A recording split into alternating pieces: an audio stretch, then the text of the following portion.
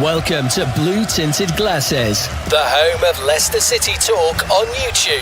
Fan debates, live watch-alongs, post-match reactions, and all the Foxes banter you could ask for. Subscribe now and see the game through Blue Tinted Glasses. Just into race clear. He's got Jamie Vardy with him. Jamie Vardy sets off. Jamie Vardy! Pull back here for Darwin. Oh, he scored! An absolute belter! That is trademark Abdul Darwin. This one into the box. Nugent over the top. Oh, what a goal! David Nugent's just scored a beauty. He's made Forest look like fools. Premier League champions 2016. The amazing Leicester City.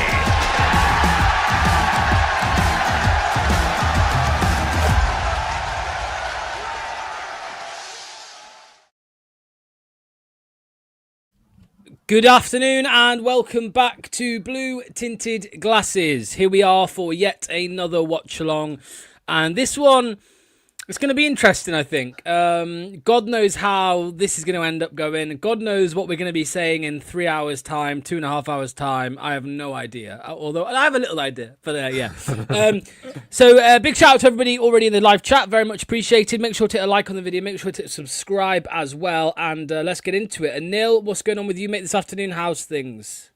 All good. Ready for the return of football, although feeling a bit hesitant about today to see what happens. I don't know about you, Lux, but at the start of the season, despite us knowing it was going to be difficult, I think two of the fixtures that I looked at immediately as I was wondering when the home and away fixtures were going to be against Coventry, because, you know, it's the nearest thing to a derby for us. But wow, I wouldn't really have thought that we'd be in the position that we are, or they'd be in the position they are for this match. And it just shows you in football, you know, life comes at you fast, eh? 100%, mate. I totally agree. And I still have a little bit of a optimism that Cov are going to drop out of the top two, as we said on the Foxes Den last week. But yeah, let's wait and see. Let's say hello to people in the chat before we talk about the team news, the lineup. So SSV, good morning. I think we'll win this 2-1. Azza straight in with the Marty out. Fear the Sky Blues. We heard your atmosphere is diminished. Maybe the goals we will score will wake you up. The away support isn't too bad, mate. The home support is terrible, but the away support isn't too bad. But yeah, I'm sure it's not great. Luke Thomas, we're going to talk about that. Jack says Marty in. Neil, afternoon chaps. Afternoon to you. Ryan as well. Jeremy, Frankie. I'll be on Arc Raiders by half time. Mate, I would be if I wasn't doing the watch along. Clibbo, I was hopeful of a progressive side today, and then Marty strikes. Prepared for the worst, says Richard. Could be 4-0 to them or 4-0 to us. I don't think it's going to be 4-0 to us. I would be very surprised, Richard, if it was 4-0 to us. Milgo, this will either be our best performance of the season and we'll get a win, or we'll get smashed. Yeah. First time in ages we've gone to M69 Derby away as underdogs. 3-0 loss written all over this. Good afternoon to Ethan's mum. Has got it going on. Keith fears a stuffing, and Frankie says, nah, cover winning 3-0. So, Anil, let's talk about it, mate. The lineup is there on the screen. I'm going to say one thing to you, because I've said it to multiple people already this morning, Anil. This, bar one change, which is a Coley for Vestergaard, this is the same lineup that was 4-0 down at halftime to QPR. What are your thoughts on this lineup, mate? The same old, tried and tested, old-timers letting us down. The manager is such a coward. I mean, we've seen Luke Thomas get ruthlessly exploited in multiple games. In the last 2 games, he's tried alternatives. Actually, he didn't in the Cup, to be fair, because that was against lower league opposition. But he's put him back in the team. I just don't get that for the life of me. I also think there's a big shout for Lewis Page to have started as well. I actually just posted something in our BCG chat to show you how Bobby Reid, although I think he's good in terms of the numbers that he's got, I think if you look at his effect on the game, he is quite often a passenger who doesn't really put that much work in. And I think the way Page has been playing, I think there's a big shout to start him and bring Reid on later. There you go. So this is Jack Rodoni, who's their number 10 compared to our number 10. I think it's quite sad to see that he's operating that the kickoff spot more than anything. Probably shows you how many times we can see the goal.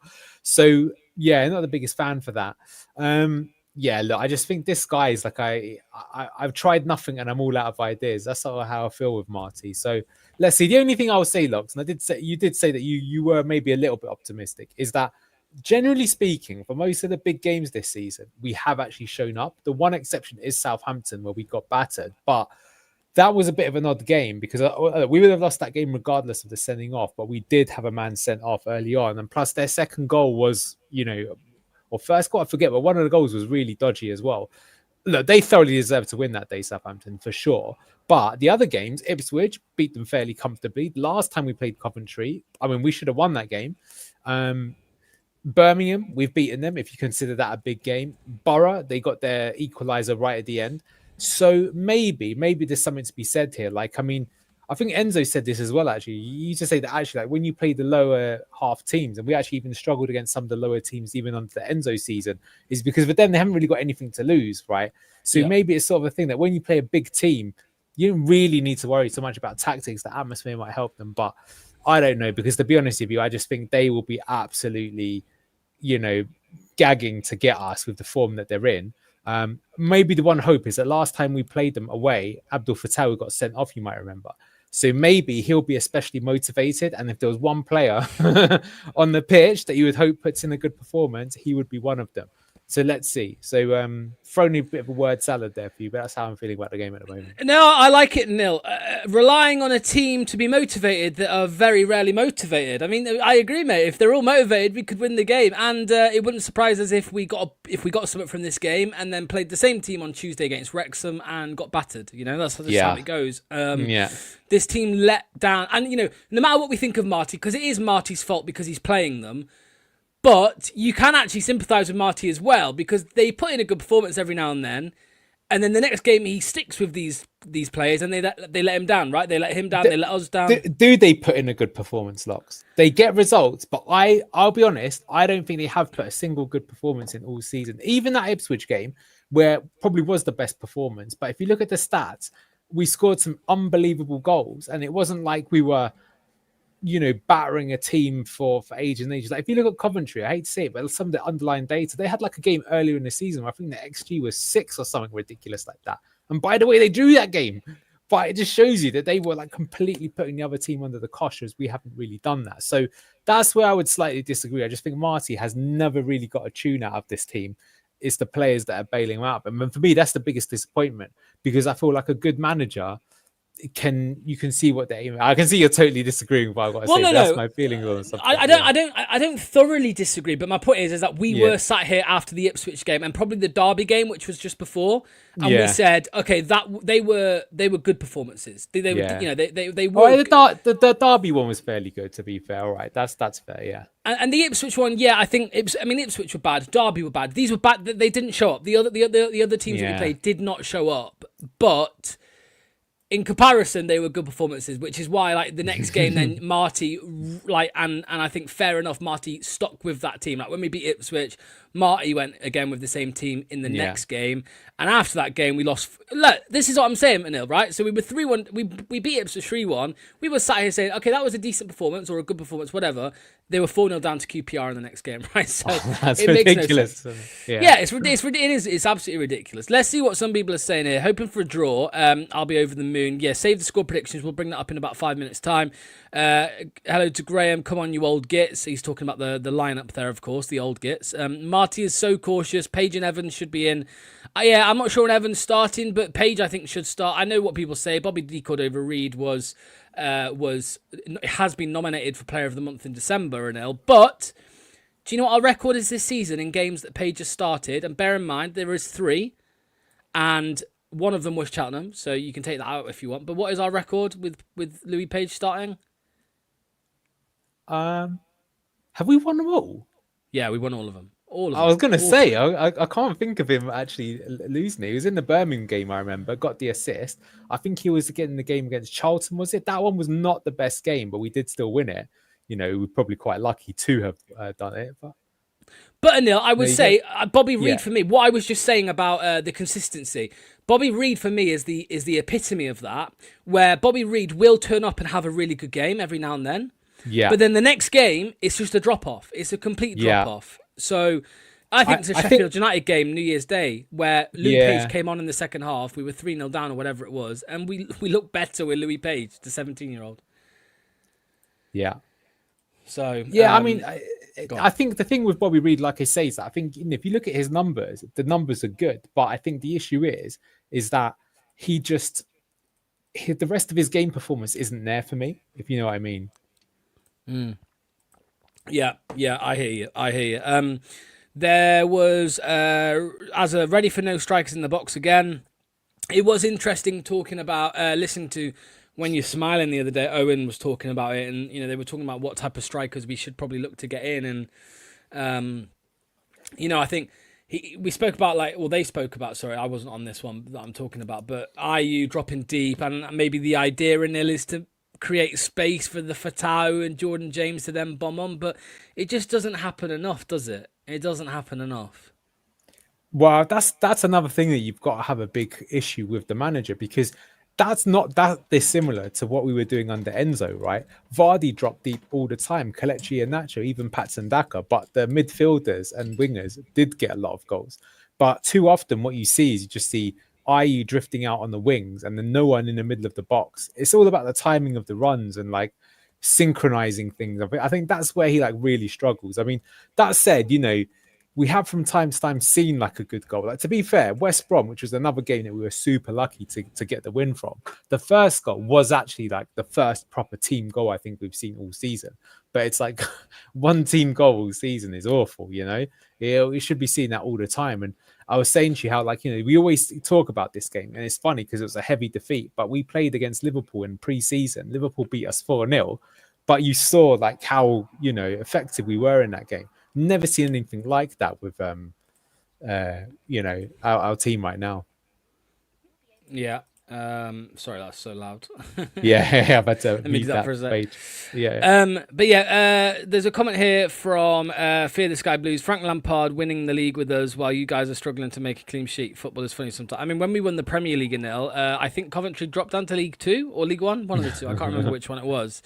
But yeah, get some trophies under your belt, Cov, and just try and go up this time, because you're giving it the big un, so you need to make sure that you go up, because if you don't, then that's going to be a little bit embarrassing. Right, score predictions in the chat now. We're getting Luke in, so here he comes.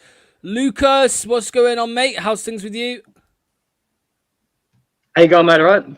All good, mate. Talk to me. The lineup is on screen. What are your thoughts to this lineup, mate? Because I mean, Anil have just been talking, and we're not happy about a couple of things. Of course you're not. I don't even have to know. Just Bobby Donkey over Reed playing in the 10. We all know it should be Page. You can make an argument for maybe rotation. I understand he's not been too bad in some games, but what bothers me more is IU up top, a disgrace. And also Luke Thomas, I think Buddy Aluko finally should have at least earned his place to warrant a start. You can make an argument, maybe not so much for this game, but I think if anyone's going to be up for the M69 derby, it's that lad. So I don't understand it. Yeah. Right, we're going to bring score predictions up in a second. Anil, if you want to give me yours first, mate. Probably 3-0 Coventry, I hate to say. Oh, that's just what you want on a Saturday afternoon. I know, and do you know what's sad about that? That doesn't even mean a goal for us, which is crazy. But I mean, the only thing I'll say before the others give their prediction is that Coventry themselves have not been in their best form, but they have signed a few players on loan, which might make a difference. But let's see. I don't think this is the absolute best team. They have some. Look, Thomas Asante is not starting, for example. He's coming off from an injury, so maybe that gives us some hope. But yeah, I think it'll be a pretty routine win for them, to be honest. Luke, what are you saying, mate? I need a score prediction from you, please, sir.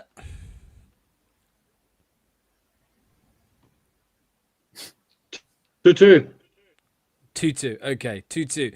Right. Yeah, you did. Oh, yeah, to be fair, Luke said that to me. I think he said it to me yesterday, and I said, Luke's going to pussy out of that. And, we've lost him. I'll be back in a sec.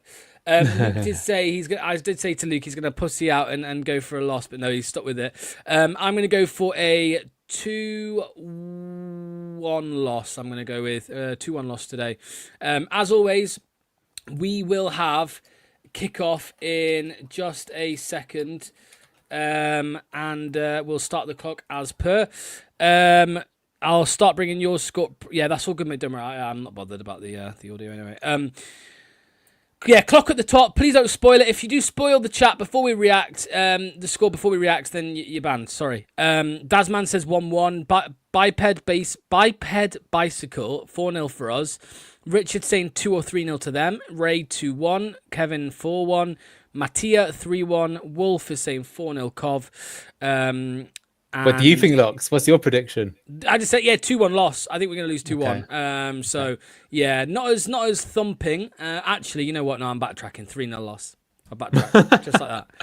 3-0. The more I think about it, the more I'm like, yeah, we're going to get battered here. So, yeah, not looking good, Brev. Not looking good, Brev. Luke will be back shortly. He's just resetting his internet. So don't worry about that. Let's get...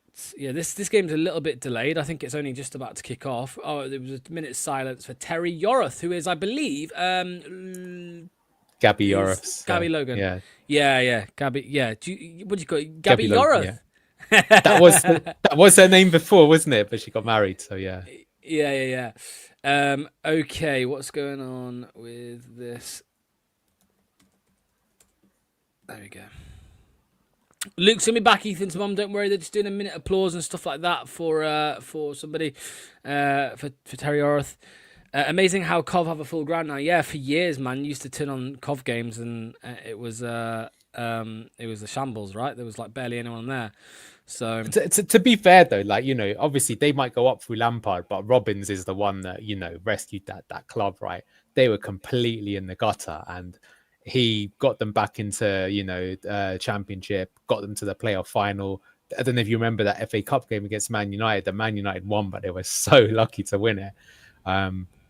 You know, he restored them and he brought back, you know, to be honest with you, I don't think he's quite as good as Pearson, but he did a similar-esque job. And that's why a lot of people, you know, Mark Robbins used to play for Leicester, right? That's why I think a lot of fans were like, we would take a bit of Mark Robbins at Leicester because someone who's done that and actually restores the pride back to your club. Because that's the problem, Locks, isn't it? And that's why I don't, you know, I like many people, I'm Martial because I just think he's not someone I can see like, you know, restoring the pride to the team. Yeah, I totally agree, mate. Totally agree.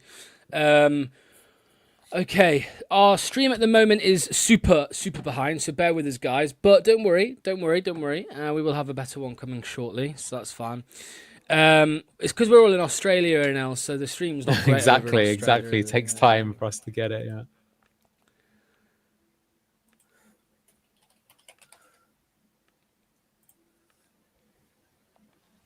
Ipswich are 1-0 up apparently, mate. In the first minute, 2 minutes of the game against Blackburn. Okay, so well that actually puts them under a bit of pressure, does it not?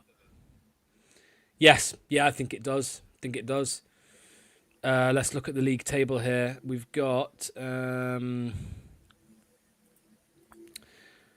Coventry. So Ipswich are now only 6 points behind Cov. 6 points behind Cov. So. Borough messed up yesterday, didn't they? That was a bit of a... And Ipswich have a game in hand.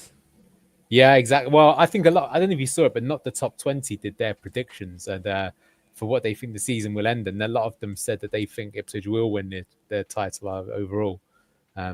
For some reason, they both think that Sheffield United will make the playoffs. I was like, calm down, son.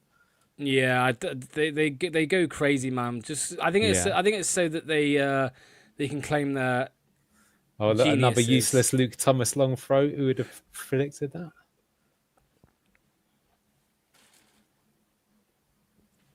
Yeah, Luke Thomas, man. Luke Thomas. Are you surprised at all? Like, you're probably not surprised, are you, that there's no Page or Aluko? Because it's just what Marty does, right? Oh.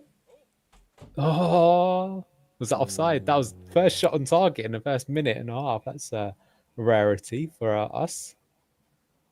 Yes, I'm not surprised, but at the same time, you know, I think it's really disappointing.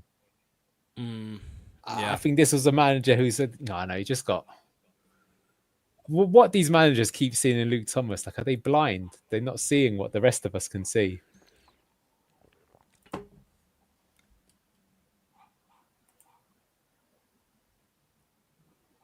Come on, Leicester. What can you do today?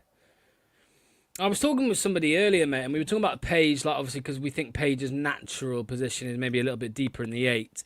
Is there a possibility in any way that we can get JJ and Page in a team together? Well, of course there is. The thing about him, Page, at the moment, he's so young that, to be honest with you, I wouldn't say anyone's got a fixed position. Again, it depends on the manager and the coaching and where you can see them, and you can definitely mold the player right now. I think he could play either position. So, or it depends on how we use it. I mean, to be honest with you, I think you might agree with this as well, but I think in the Enzo system, because then, the midfielders weren't really a 10. They were more box-to-box 8s, but they had a real goal threat. And I think both Page and Jordan James would be amazing in that style. The more deep ones doing the build-up, they're just about... Because I think what they both have is they've got very good positioning and their timing of the run into the box. Like Jordan James is really good at that, right? So that's how I think you could get both of them in the same team and make it really cook. Yeah, I mean, as it says here, if you're good enough, you're old enough to play. Yeah. Which is true. I mean, I know we always mention his name here, and it doesn't. We're not saying that he's as good as Lamine Yamal, but Lamine Yamal was that good at such a young age. That's why he plays. That's why he plays every game. Yeah, exactly. So, Louis Page, man, is some talent. I got a slightly better Australian stream here. You go. Ooh, cheeky.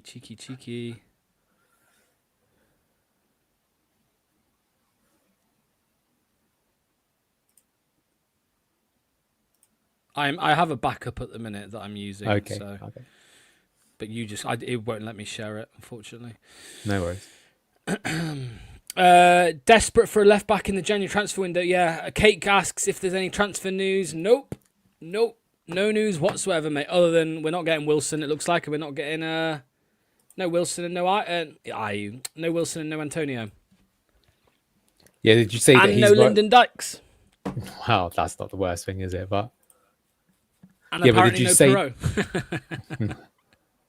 Go on.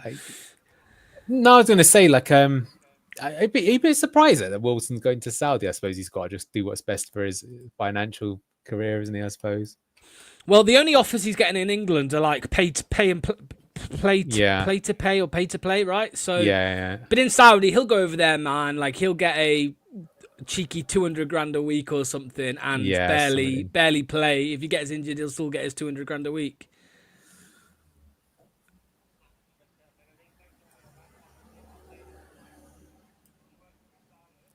Can you hear that? Yeah, a little bit. There we go. What was this comment I wanted to bring up here? Yeah, there was that fuck you. Do you remember, Neil, when we were doing the scouting report, one of the photos I sent you was this fuck you guy. So he never made the scouting report. He never made the video, but he was one of my options, thanks to somebody else, one of the viewers in the channel who told me about him. And now we're linked with him, but I think he would. I mean, he's got like his valuation is like a few million, so that's not going to happen this window. But I mean, look, we still don't know anything about what's going to happen this window. As I keep saying, we don't. You speak to Owen, you got to ask him like why. I think people give the club too much of an easy time. Where are the like hard hitting questions? Yeah, well, unfortunately, the club do have history over the years, and it's not specifically the club really as much. It's more the manager and certain people. When the really tough questions come, you risk your access. You risk your access to the club. The thing is being a journo, mate. I mean, I don't know. Well, then if they lose their access, they can't ask anything. They can't ask anything at all. You know what I mean? You can still do your job, though. I don't know. I don't like it. I just think it's weak, in my opinion. If you just too, for whatever reason, people in England, man, they're too cucked in general. You want to see him in Australia? No, we are all far to no follow through at the moment. Yeah. I mean, look, to be honest with you, though, I mean, so far from what I've seen, it's a bit of a nothing game, which surprised me. Like I thought they'd be like really turn up the dial. They haven't done that yet, so that's not bad for us. But with us, the bozo mistake is just seconds away at any time.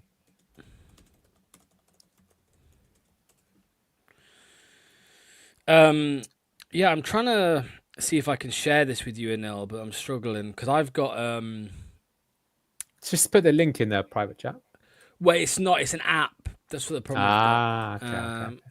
I am watching the game legally, everybody. By the way, it's on Sky. It's on Sky. I'm watching it on Sky, but I don't know how to share it, Anil. That's the problem I'm having at the minute. But yeah. It always feels like it always feels at the club that they don't even start looking for transfer targets until the window has opened. I totally agree. It's, and these are the things as well that, like, I'm sorry, I know you're going to defend Bowen. It's not just him, but all the journalists need to call out this kind of shit. It's just like the club is run like in what a club 20 years ago was operating like, not like how a modern team operates. Yeah, no, I hear you. I hear what you mean. I'll bring the stats up for everybody as well in the meantime, whilst Luke's not here. He's having technical issues. Match stats, there we go. There we go, you can see the match stats. So they've not had a shot yet. We have, so there's a one positive. Yeah, apologies. So I'm completely living in the past here, guys. I'm probably about 3 minutes behind you. No, it's all good, mate. It's all good. But from what I've seen, like I say, I mean, what surprised me, this is the second time, is that I feel like when they play us, they don't play their regular game. Like they're playing very, I would say, conservative.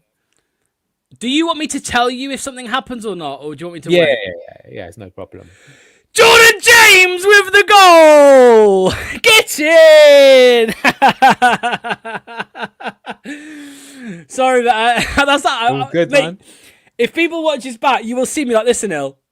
Like Holding it in. My mouth twitching. Leicester have scored. Jordan James, and you'll see it now, obviously, in a second, but a great bit of play, mate, to be honest with you. Great bit of football.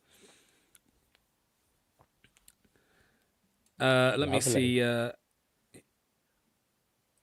where are you? Yeah. So you should see it in a second. We'll sort in the next. We'll sort the streams out in a second. But yeah, Jordan James has scored. Ryan said I've spoilt it. He's so far behind. Yeah, for once we have spoiled it for people, which is extremely rare.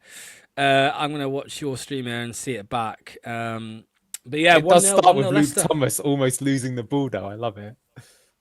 But to be fair, he wins it back. Mate, you look at the space on the right-hand side now, and this. Yeah. Look at that. Yeah. Well, that is how some teams play, and that is the idea about the fast switch, right? Look at that. Oh, That's wow. Lovely, eh?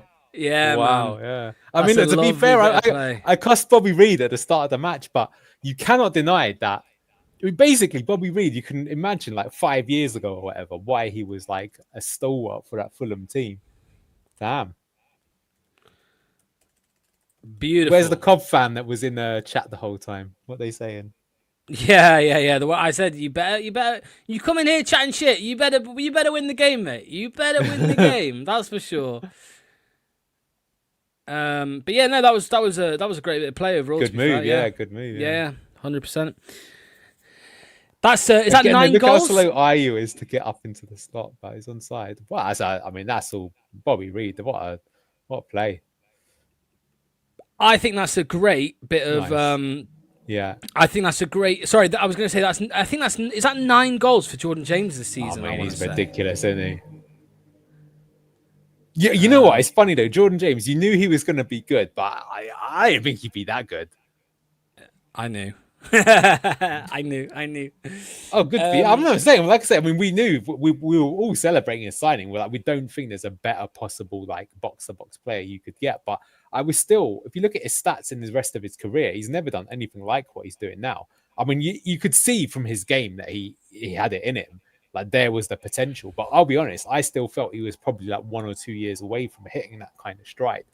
But I mean, as people say, they need to have a plan because if you're a Premier League team, I don't know if you've seen the Premier League teams are definitely sniffing around Hayden Hackney as well, but Jordan James has got to be popping up on everyone's stats. Yeah. Let me just send the link.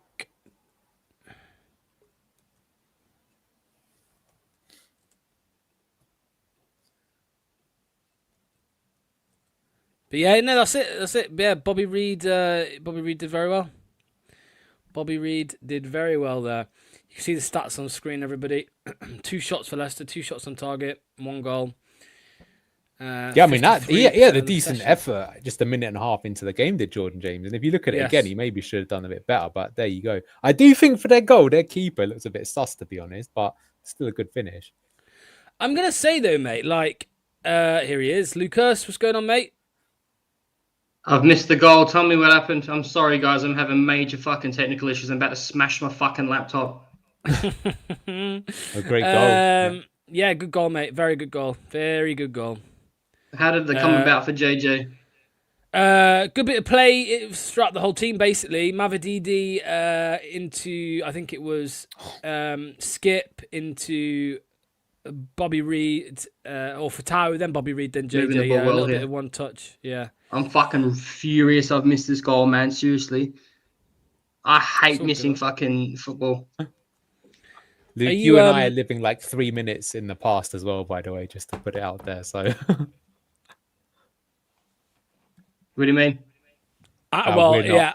I won't. Well, no, I won't spoil anything. Now, I had a separate thing that was slightly ahead. A little bit ahead of Anil's stream. Are you watching Anil's stream, Luke? Yeah. No, I'm about to put mine up whenever you want. Yeah, do it now. Yeah, yeah. Do it now, mate. If it doesn't work, just I'm sorry. I'm trying my best here. No, it's all good, man. Don't worry about it. Sacked. Big time. Fucking nervous breakdown. Oh, what was he doing there? That's a not shame. like shooting there. That was. I gotta say, this is the best we've looked in quite a while. This our good half. So it definitely is. I mean, it definitely is. No doubt about that. Oh my god. Yeah, your stream now, Luke, is so much like more up to date. Oh, donkey. We should be. Well, he made the first goal, to be fair, but that should be 2 up there. He knows it. No, this stream is Luke, your stream is very it's like very live. To be fair, that is an outstanding save from the keeper. I thought he'd actually just put it over. Oh, it's come off his other foot, isn't it? Yeah, miss kick. What do you mean, Locks? Have we jumped forward a lot? What, compared to an ill stream? Yeah, you're like 90 seconds ahead. Yeah, I would say mine was like 3 minutes in the past. Yeah. Yeah. Well, it's good though. I mean, we did say at the start of the game, it is always possible against a big team that we raise our game, and that is exactly what's happened here. So very good. Yo, Luke, did you leave? Oh, he's left. Oh, you're back. I didn't even mean that. I'm here. Oh man, we could have been. Wow. Yeah, we actually could be 3 up. There's the most. Coley there headed straight at the keeper. Decent header though, actually. I mean, a bit unfair. He's headed it. Did the keeper save that again? No, he's put it wide.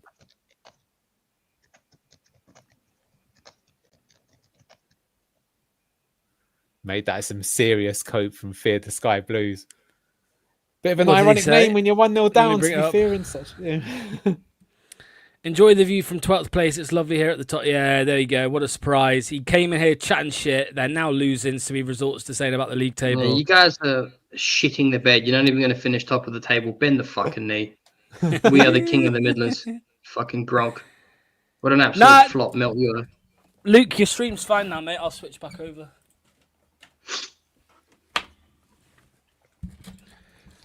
Everybody watching, the clock at the top of the screen is accurate for us. So just if you can sync up to that, perfect. Just don't spoil anything. Coley's look good from the limited football I've seen so far, boys. Nelson's been alright as well, mate. Yeah. Yeah. Dare I say, Thomas ain't been bad either yet.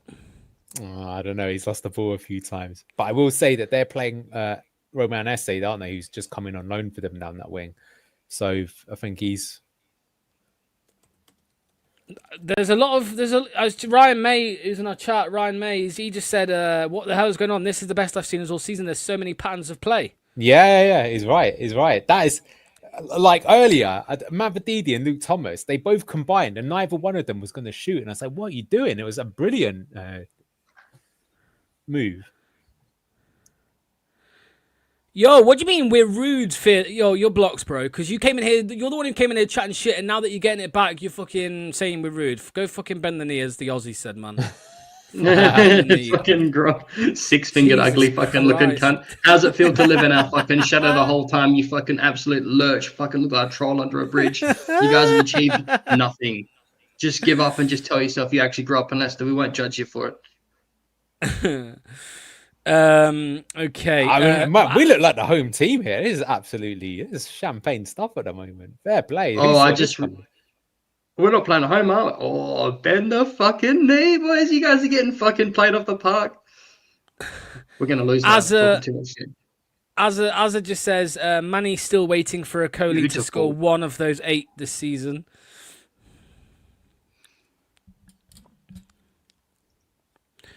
Well, let's see how it goes. We need to maintain it, eh? That's what we need to do.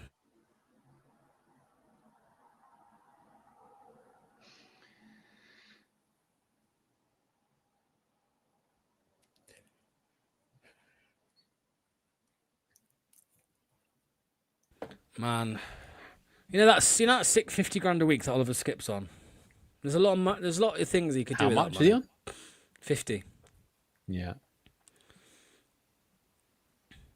I might even be wrong on that. No, that sounds about right. I thought it might be a bit less. It might be 40, but I mean that's standard sort of Premier League pay. I mean it's still less than some people in the team that are getting.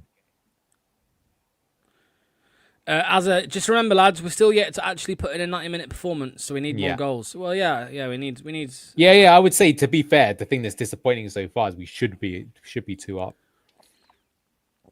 I mean, they're really not on a great run of form, man. Cov. They've been getting dizzy up there, that high up. Oh, Stolarczyk, you bet. Oh, we got lucky there, man. Yo, look at Ayew. Ayew's fuming with him. Ayew's having a right go at Jakob. He should be.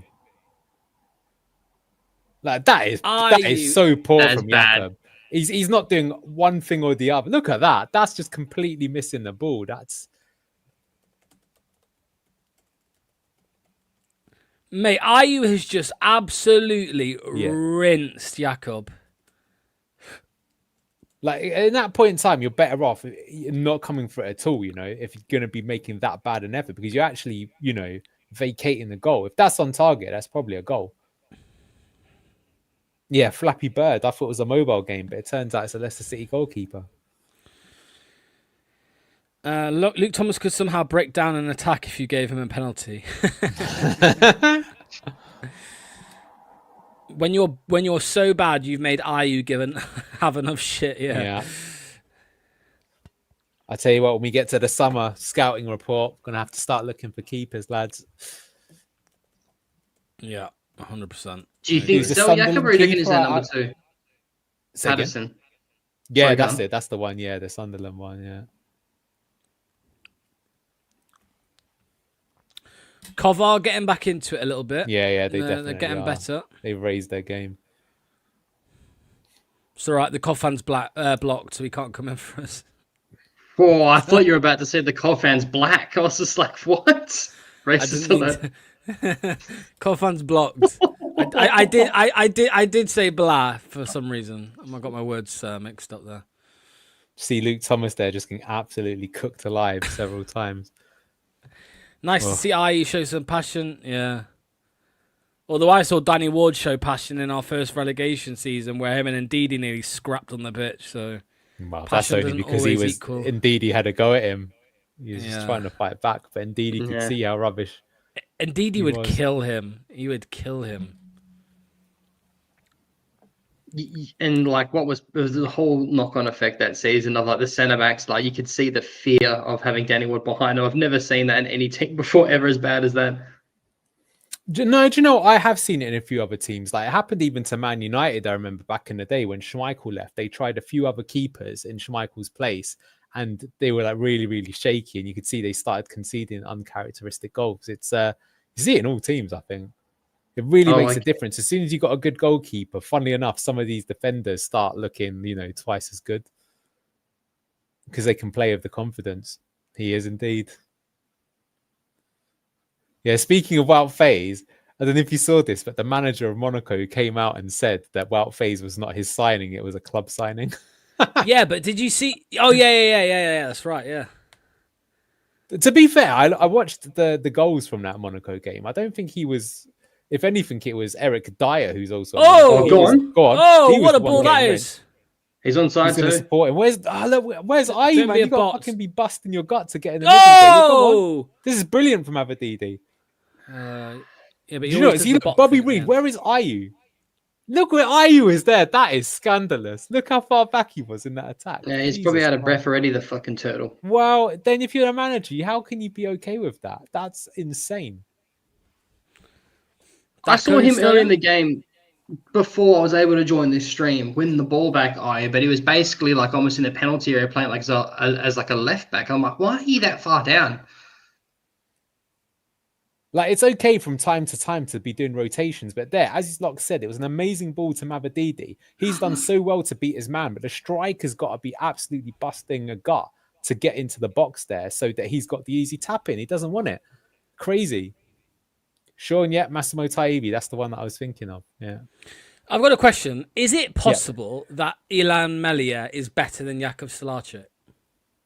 I don't think so, because if you the seasons that I've seen him, I can't say I've seen him every game, but the data says that the amount of goals he should, there's like an expected conceded goal, and he is like -8 or something. The last time he had a full season, so I don't think you can say that.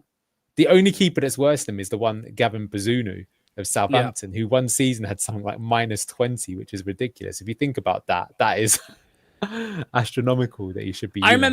I remember seeing a AGM type thing with Russell Martin and the Southampton sporting director, and they met with the fans and stuff in a town hall or something, and one of them just said like literally to Russell Martin, one of the fans, like, "Why are you still playing Gavin Bazunu?" Yeah. So it was that season, wasn't it? It was the year they went up through the playoffs. Yeah. It was that season. But that's the thing, because if you look at that, there's a strong argument to say that if they had not played Bazunu and played someone else, they would have gone up automatically. That's how many extra goals they conceded. Yeah. And I think we were linked with him in the summer, and we got Mads instead.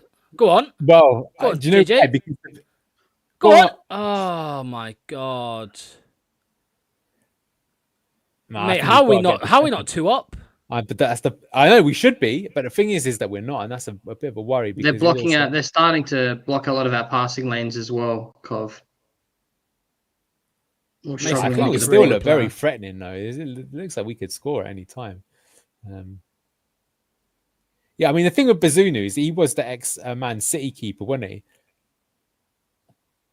Yeah. And he's obviously very good with his feet, but I think, when you start playing for a team that's nowhere near as good as the Man City under 23s or whatever like that, and you actually have to face shots, he's just completely exposed. It wouldn't even surprise me, Locks, if he's a player that started off as a central midfielder or something and wasn't quite good enough. Because I don't know if you know this, but in youth football at the moment, if you've got a kid who's like pretty good, but he's not quite good enough to make it as an outfield player, but he's decent with his in goal, it's very strongly recommended they move back into that position, because ball playing goalkeepers are so sought after at the moment. He strikes me as that type of player, and that's why he's not a particularly good goalkeeper. Do you what do you think has happened here, Anil, with Cov? Do you think they've just come into this? Do you think they've approached this game all wrong? Yes, they're doing it the same as the first time we played them. Yeah. Like I was going to say, Anil, like, some people say it's a disservice to the team, our team, whatever. But like, there's been a few games this season where we've sat here and gone, we look really good here, but they're letting us play this way, right? Like they're open, man. They are very open. They're giving Fatawi, they're giving Mavadidi a lot of space. They are. I'd also say the other big thing is that Matt Grimes is not really getting on the ball and dictating the game. Neither is Victor Thorpe. So that's helping us up. I mean, it's rare. Most of the time, even under Marty, when we win, we don't really control the game. But look at this. This is like the dream, really. And they're at home. Look at that. They just let Jakub can push right up the pitch. Just, I don't know. It's like they're if I'm being totally honest, I think they're showing us too much respect, and it's working in our favour. We've played well, but Cov are well off it today. I mean, they've been off it for the last few weeks. They have. Lads, I'm in the car on a job. What was the goal like? Very good goal, mate. Very well worked goal. I was going to say, though, that I think that I've seen a few Cov fans saying that, they might have been top, but even when they were top, they're like, we don't really know how we're top. They don't think they've been particularly brilliant. Like one person I know is saying that they felt that this team isn't as good as the one that got to the semi-finals. Sorry, the final of the playoff with Robbins. I mean, to be fair, that's even Gus Harmer and Victor Gyökeres, right? So that might be kind of understandable. Nice, Bobby. Yeah. Look at this. God, look at that. No one's there though. No one's there. That's what I'm saying. I was so slow. You gotta. This is this is frustrating me so much. If I was a manager, 5. Why is he there? Why are you there, man? He's not there. This is fucking. What the fuck is that? But the thing is, you can cuss Ayew and you should. But I'm saying, if you're the manager, why? If you're on a training pitch, you got to be blowing your whistle and be like, guys, stop where you are. Look at where your positions are. Who's Jordan? Where are you? I'm here, boss. Yeah, where are you supposed to be? I'm supposed to be there. So why the fuck aren't you there? Get on your bike. That's it's as simple as that. Like, I don't get it. Like, we always used to say this with Enzo, right? Is that you could stop the game at any point and they were all standing in the right positions. It's like, Marty, I think one of the P's he thinks is just pissing it away. It must be. It was annoying that there was a decent amount of time for other players to join in the attack there, more than just simply Ayew as well. There was literally was 3 at first and Mavididi then there was 1 versus 5. What are you expecting him to do? Take on the whole team, half the team, and then beat the keeper? Ridiculous. If you're going to play like a mid block there, as soon as Mavididi had that ball, the other winger and the striker have got to be bombing on like crazy. So you only need to attack with 3 players, but those 2 other players have got to get in line with him. There was no one in line with him.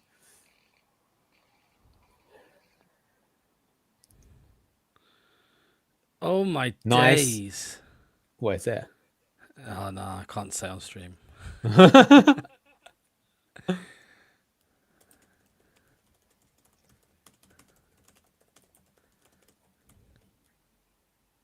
Ooh.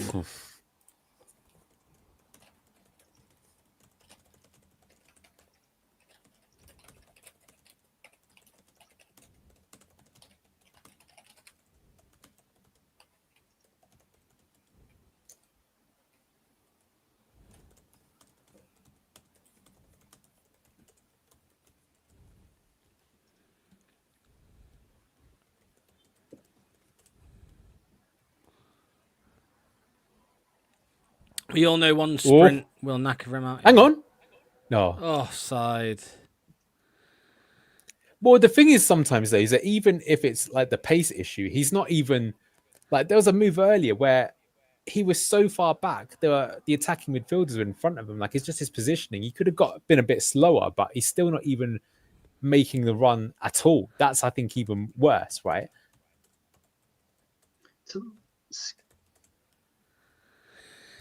Man United have scored against Man City, apparently. Ooh. What Man City have seriously spunked the cash, haven't they? It's crazy.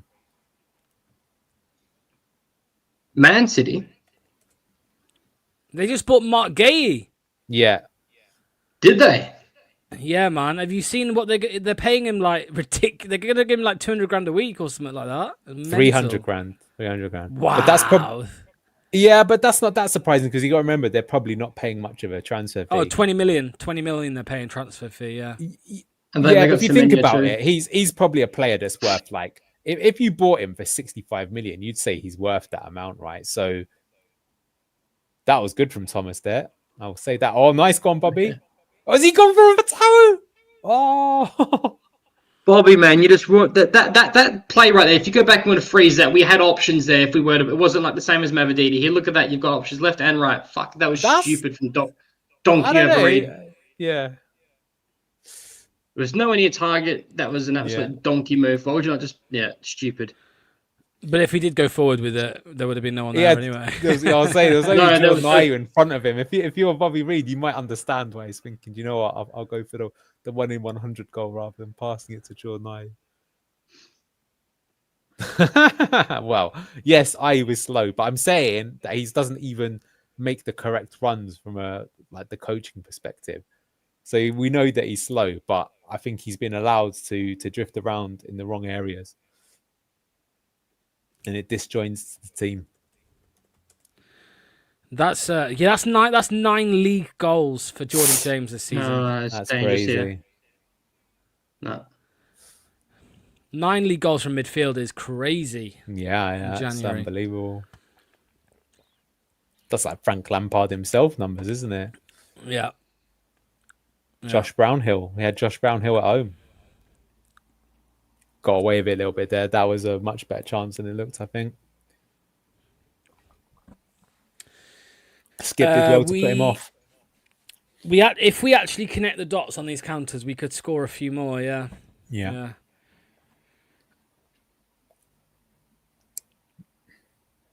But no, Mavididi seems, he's got a bit of confidence in him, hasn't he? Which he's the main out there. Like I say, some people have criticised his final pass, but I actually think if you look at it, hold on. Go on, Akali, well on. Yeah, it's funny. That's good determination because he actually probably lost out twice there, but third time he got away with it. Go on. Now, big chance for us. Look at this. Yeah, Bobby, really look at that. Screaming to get into position. This is what he's going to shoot. Done really well. Go on, Jordan. Oh, over the bar. That was good, man. This is pretty good. I think people are right in chat though that if we were a bit cuter here, these would be actual goals. Interesting that in that one though, Jordan James actually was the one that drifted back, and the other two attacked the box. Yo, Luke. After watching the first 35 minutes, are you Marty in? I think he's a temporary custodian until we can find someone better. I know what's going on with the club. What was that? Oh, what was that, Caleb? The commentator just said the flag should have gone up. Yeah. That I was going to say because it did look like. Yeah. I tell you what, it's an exciting game for the neutral so far. I'd say. Yeah. Borbin Fox says, I think Reed hampers James. He plays more in an 8 position and forces James to go forward. Yeah, but I think that's a good thing. But look at the touch that set up his first goal, right? Yeah, it worked nicely there. But Bobby Reed's biggest problem is just his athleticism because he's gotten older. You can tell that his actual game sense and his technique is very good. It's just that, like I say, we got him in the twilight years of his career. Go on. Yes, that was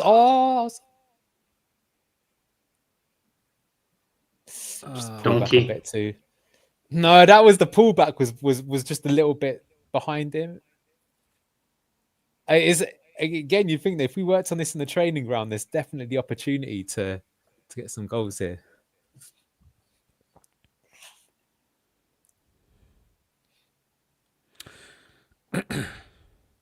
Do I think we'll sign anybody this window?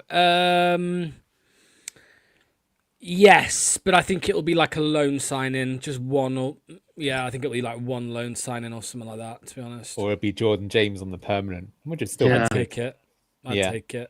If that's all it was, you'd be happy with that. Go on. Yeah, that's his pace, isn't it? Or lack thereof.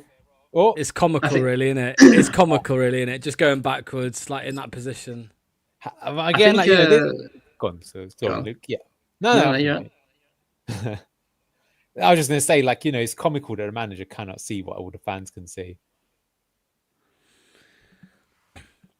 Especially Dak has just come off the goal, being fair to him as well, That's what I was going to say. We hate... Go on, Skip. Ooh, Skip. Go on, mate. Another cutback. Another cut now, got options. That's it. Brilliant. He needs to be putting that away. He's gone straight to the keeper. Do you know what? I've got to hate to say this. This game's now got one of this. We're going to lose the game, but we were fucking amazing, and what the hell happens written all over it, isn't it?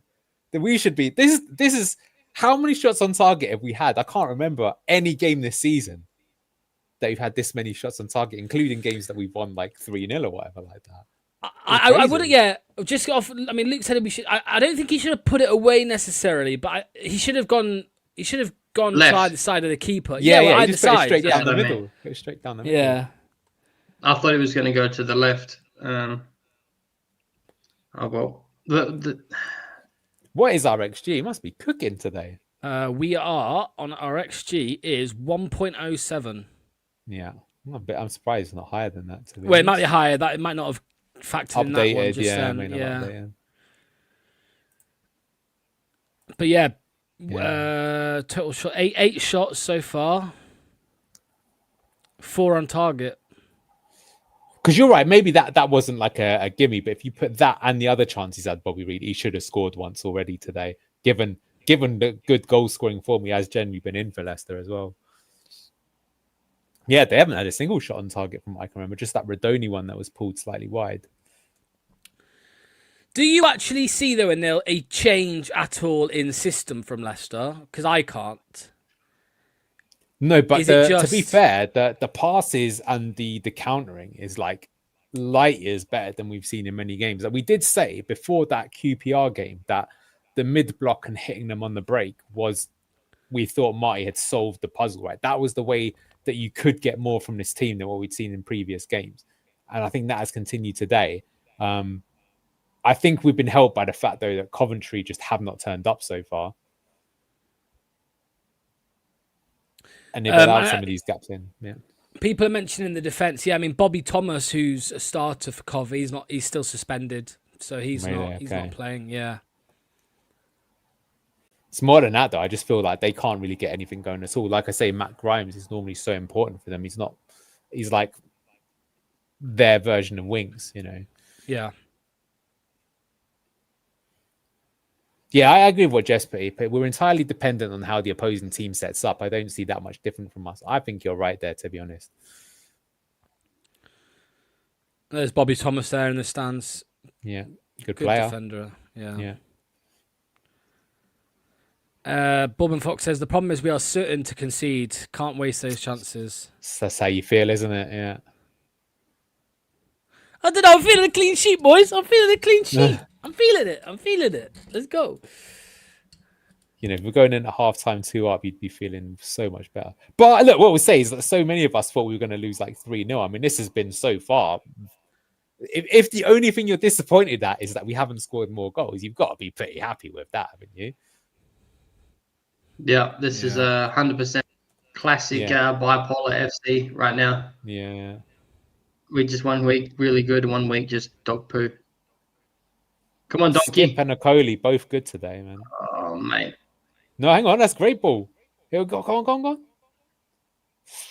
I think he should have gone left. Yeah, I agree. But again, he did well to put it in space to run onto, though, to be fair. We still got a ball. Sustain the attack. Man, where's this been all season? This is... Yeah, stay down, you fucking Coventry. Oh, go on, Skip. Yeah. Oh, that was a bit... That's annoying again because it's like the team don't know where each other is, you know? Like that's the way with that system football is you can just make it so that like when you're a player, it's like when you get into a certain zone, you either make a pass to here, or here, and you'll know there'll be a player there. That's how Enzo's system was so effective. Where was that comment I just saw I wanted to bring up? In other news, our women's team are signing Alicia Lehman. Yes, I did see that. No way. Yeah. Our women's team are signing Alicia herself. Yeah. Wow. Is that the one that was else? That'll pump the social numbers, that's for sure. Is that Swedish blonde chick that plays for Villa or West Ham, one of the two? Yeah, she went to Juventus, didn't she? Because she's Douglas Luiz's girlfriend. Oh, of course, and Douglas Luiz has gone back to Forest, doesn't he? That's why she's doing that, isn't it? Yeah, she wants the Midlands, and as we know, everyone in the Midlands just seems to live in Nottingham anyway. Well in. Great stuff, Bobby Reid there. Yeah, but Douglas Luiz, I think, is on loan at Forest, is he not? Or he signed for Forest, and then that's probably why she's come over. Yeah. Swiss Miss.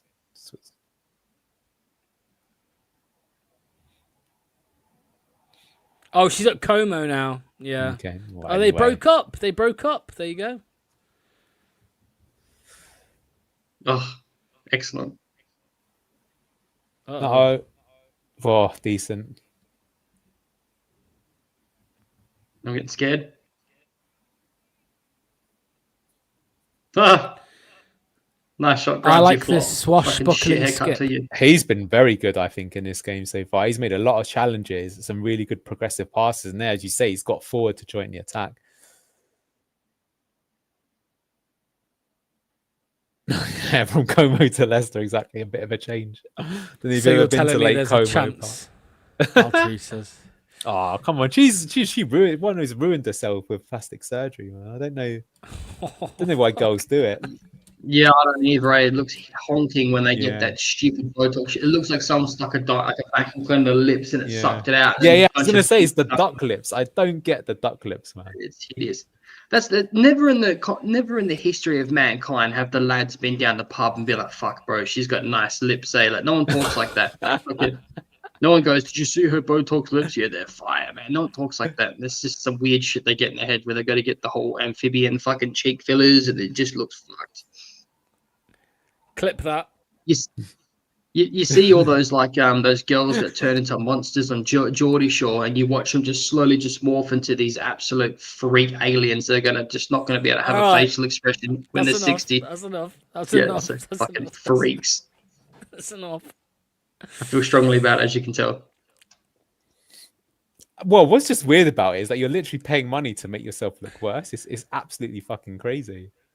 Like, there's so many that I just can't believe they look at themselves afterwards and think that. Did you see the photo of Bradley Cooper recently?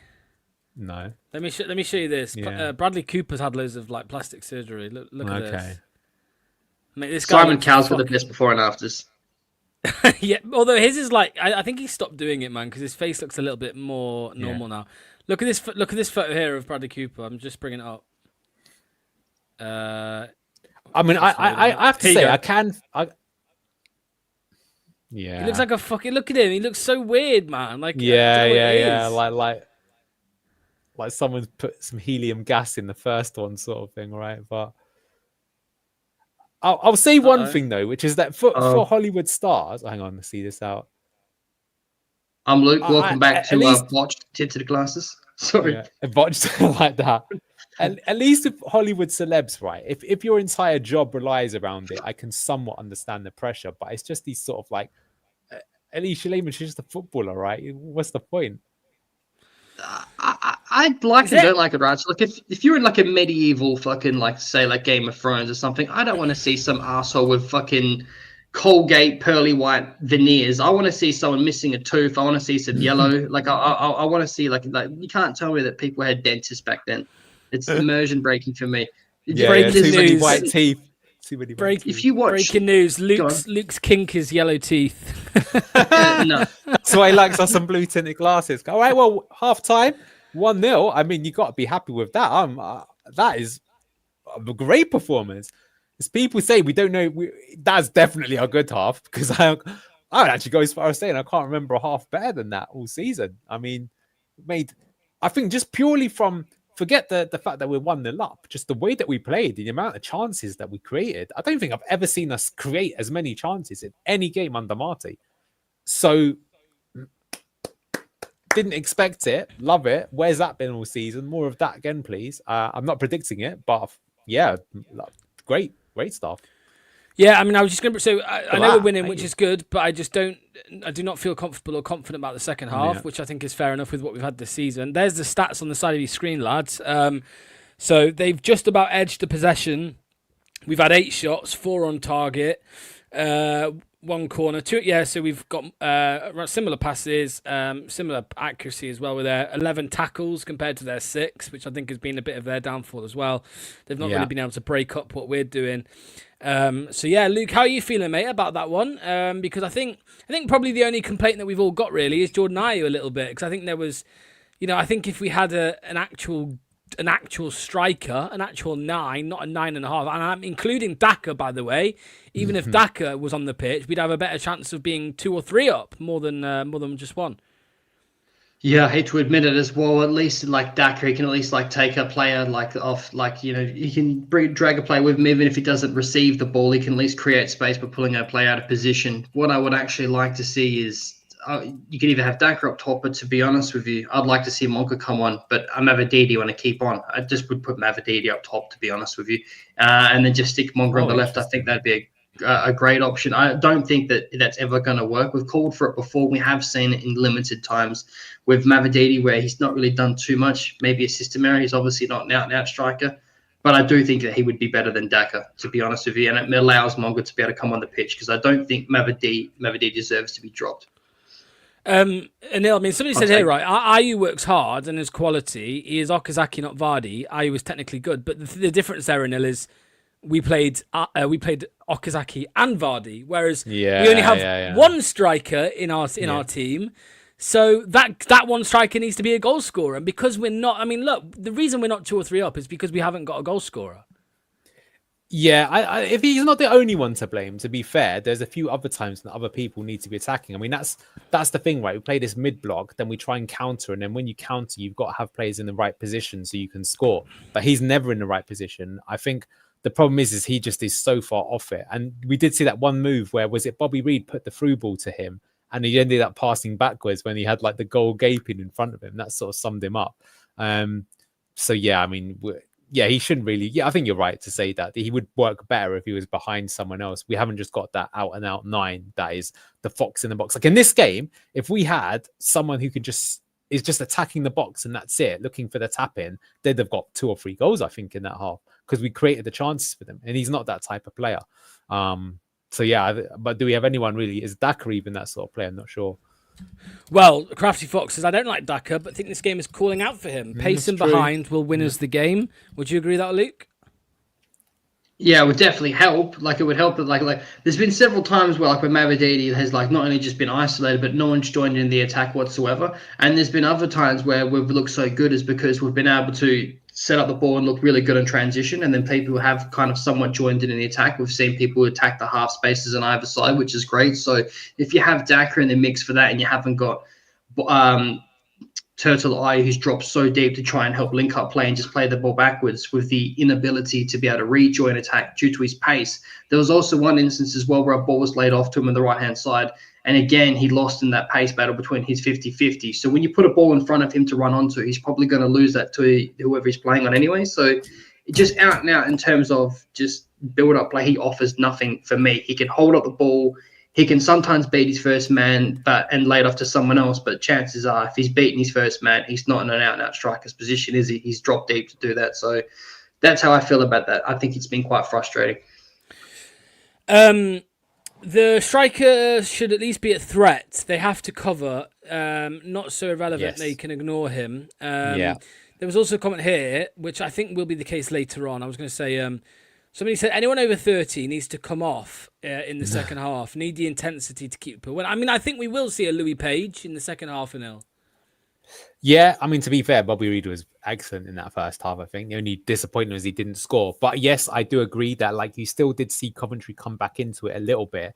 I don't think they'll be as bad as they were in that first half, would be my prediction. I think Lampard might make a change and really lay onto them. But that said, I agree with the Daka thing is that the way that the game is set right now, if we're not bozos, we should still have chances because they'll be forced to push up. So let's see what it is. But yes, I do agree. And I think intensity is important because what tends to happen with us is I think as soon as we start losing those duels, like you called it out there in the stats, we've won twice as many tackles as them. That's a big issue you see all this season, like against Millwall, against Preston. A lot of the teams that have beaten us, QPR was another one where they just like out-tackled us 3-1. It's like you have to win the duels. We've won the duels so far. As soon as you see someone starting to lose their duels because they're getting tired, you need to haul them off and put someone else on so we can keep winning them.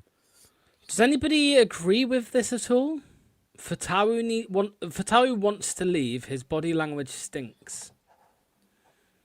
I don't think so. I think in this game, Mavadidi's been the outlet so far. We haven't played to Fatawu too much, but a few times he did get to the byline. He just picked the wrong option in the cutback. I think he's looked okay. I think if anything, he might still explode. So I don't think so. Don't think so. Not for me, at least. Yeah. Where was that other comment I saw? I was going to ask. I mean, somebody said here, Neil, right? Where is it? Where has this Leicester been? Now, I know we spoke about it earlier in the game, Anil, about how much of Coventry allowed us to play like this. So my question to both of you, I'll come to you first, Anil.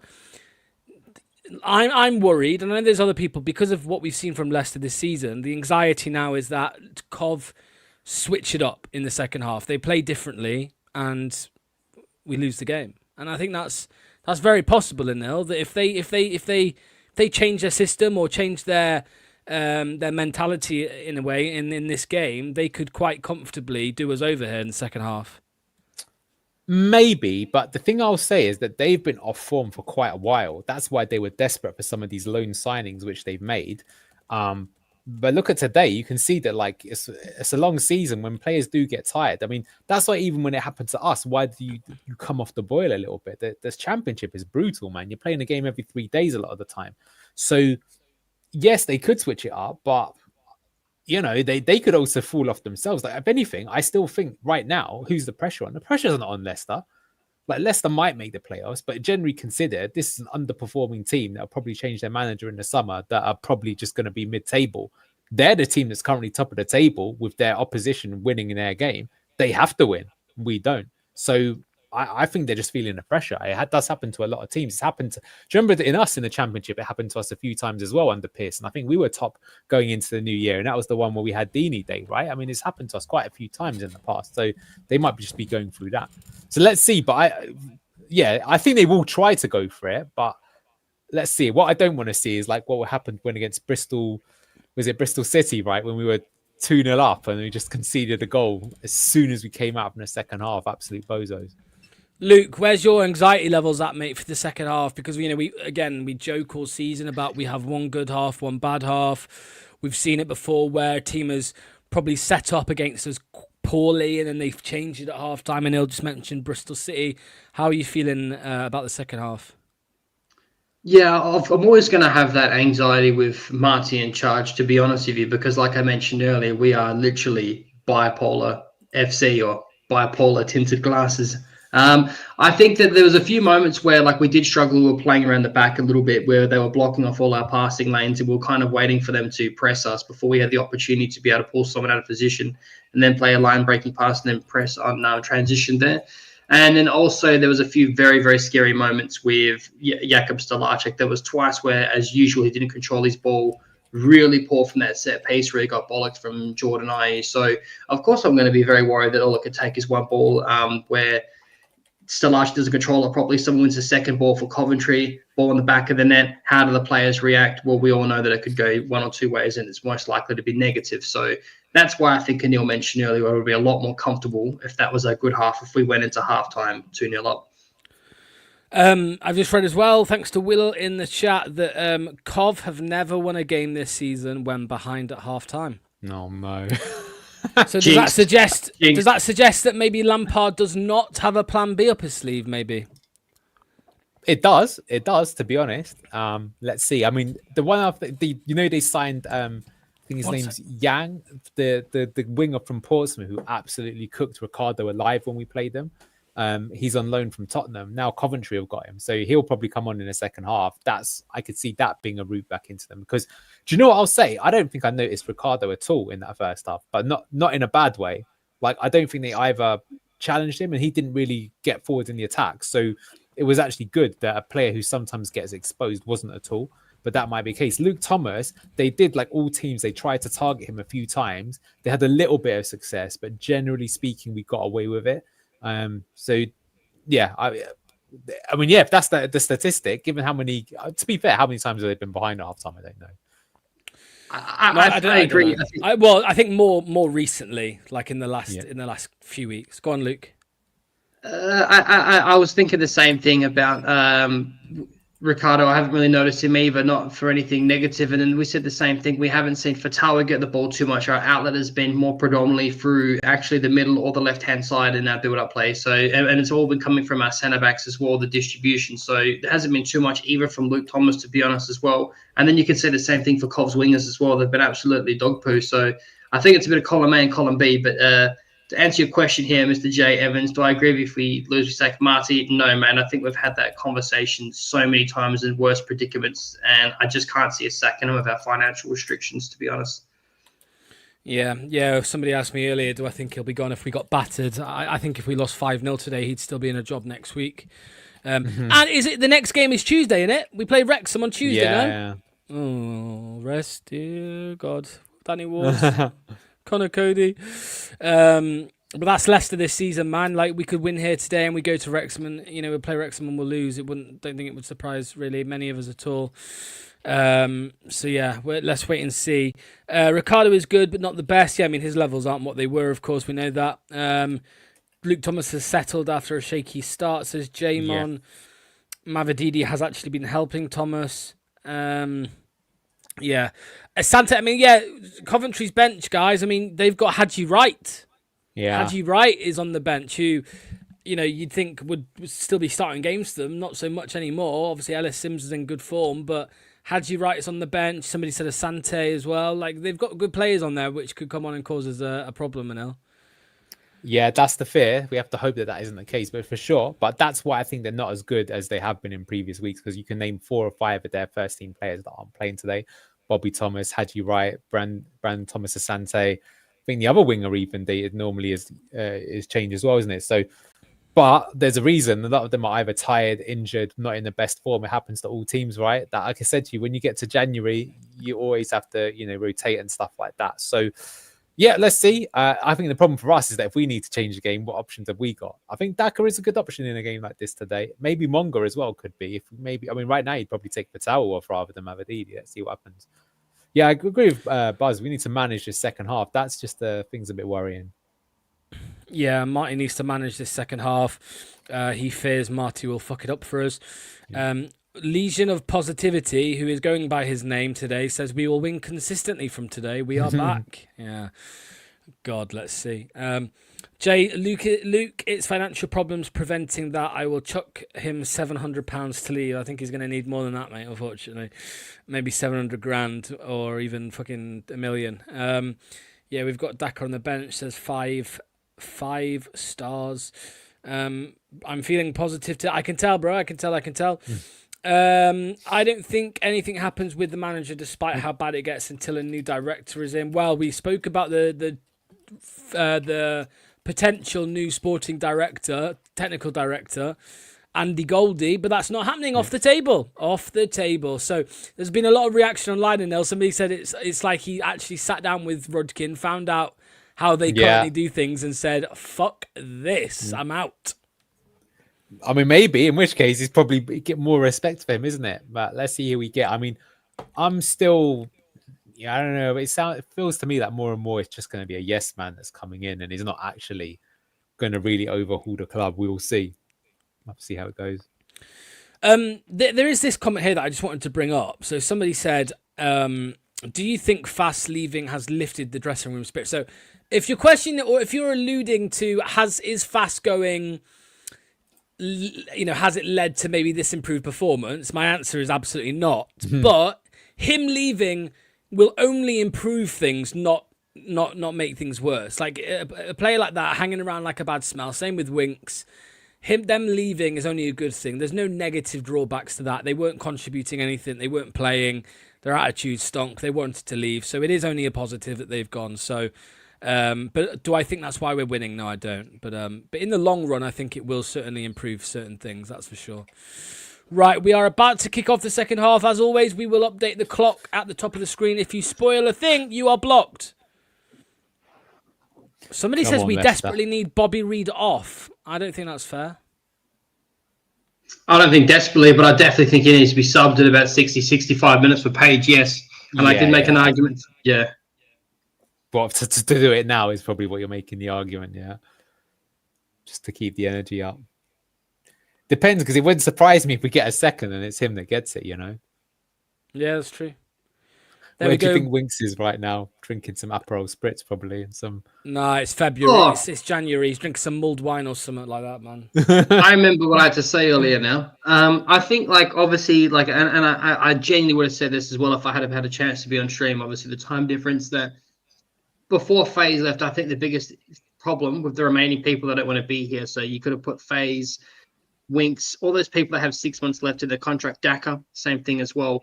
I think the biggest negotiation problem is people are going to want to wait them out to be in a free, and everyone's going to be like, look, we'll sign him on loan and then they're probably going to sign them in free, and we want to get a fee for them. You know what I mean? So I think that's probably what's happening with all these negotiations right now. Would you agree? Yeah, well, the rumour was last week, Luke, that Real Betis want Daka, but he wants to see out his contract. And of course he would, because he's on 70 grand a week. So he's going to want to stay here, because he's not going to get that at Betis, right? He's not going to get anywhere near. That will probably be, this is currently the biggest contract of Daka's whole career, probably. Yeah. He's never going to earn more money than he is right now. Same with Winks, same with Fass. Same with a couple others. They're never going to win Only more. 3 teams in Spain can afford that salary, which is Barcelona, Real Madrid, and Atletico. No other team comes close to it. Not even like the captain of Sevilla, Valencia, Bilbao, maybe, because they can only sign players from the Basque region. But yeah, they just cannot. The money difference in the leagues is insane. Oh, for fuck's sake! There we go. There it is, guys. There it is. Just like Bristol City. Just like we said, just like Anil said, 1 minute, 90 seconds into the second half, 1-1. Bozo.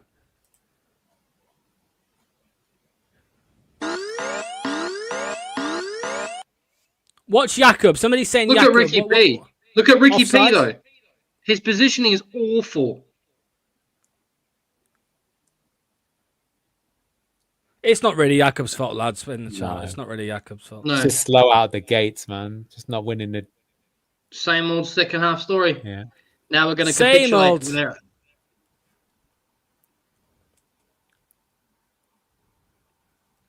What's Luke Thomas doing? Luke Thomas was right there. You're so fucking shit. Get him off. I'd rather Luca play left back than him. Luke Thomas, you absolute roasted peanut, cashew. Yeah. That's so disappointing. A game we should have been 2 up in. 3. I'm going to say 3 Yeah. now. Yeah. That's curtains, boys.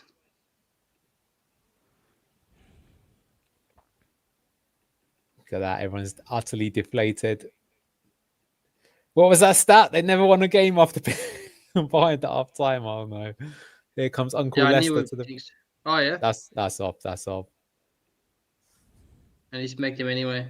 You're shit, Jakob.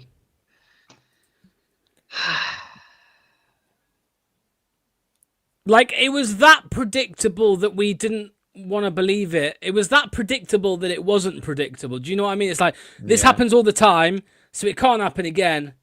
It can. It can happen again.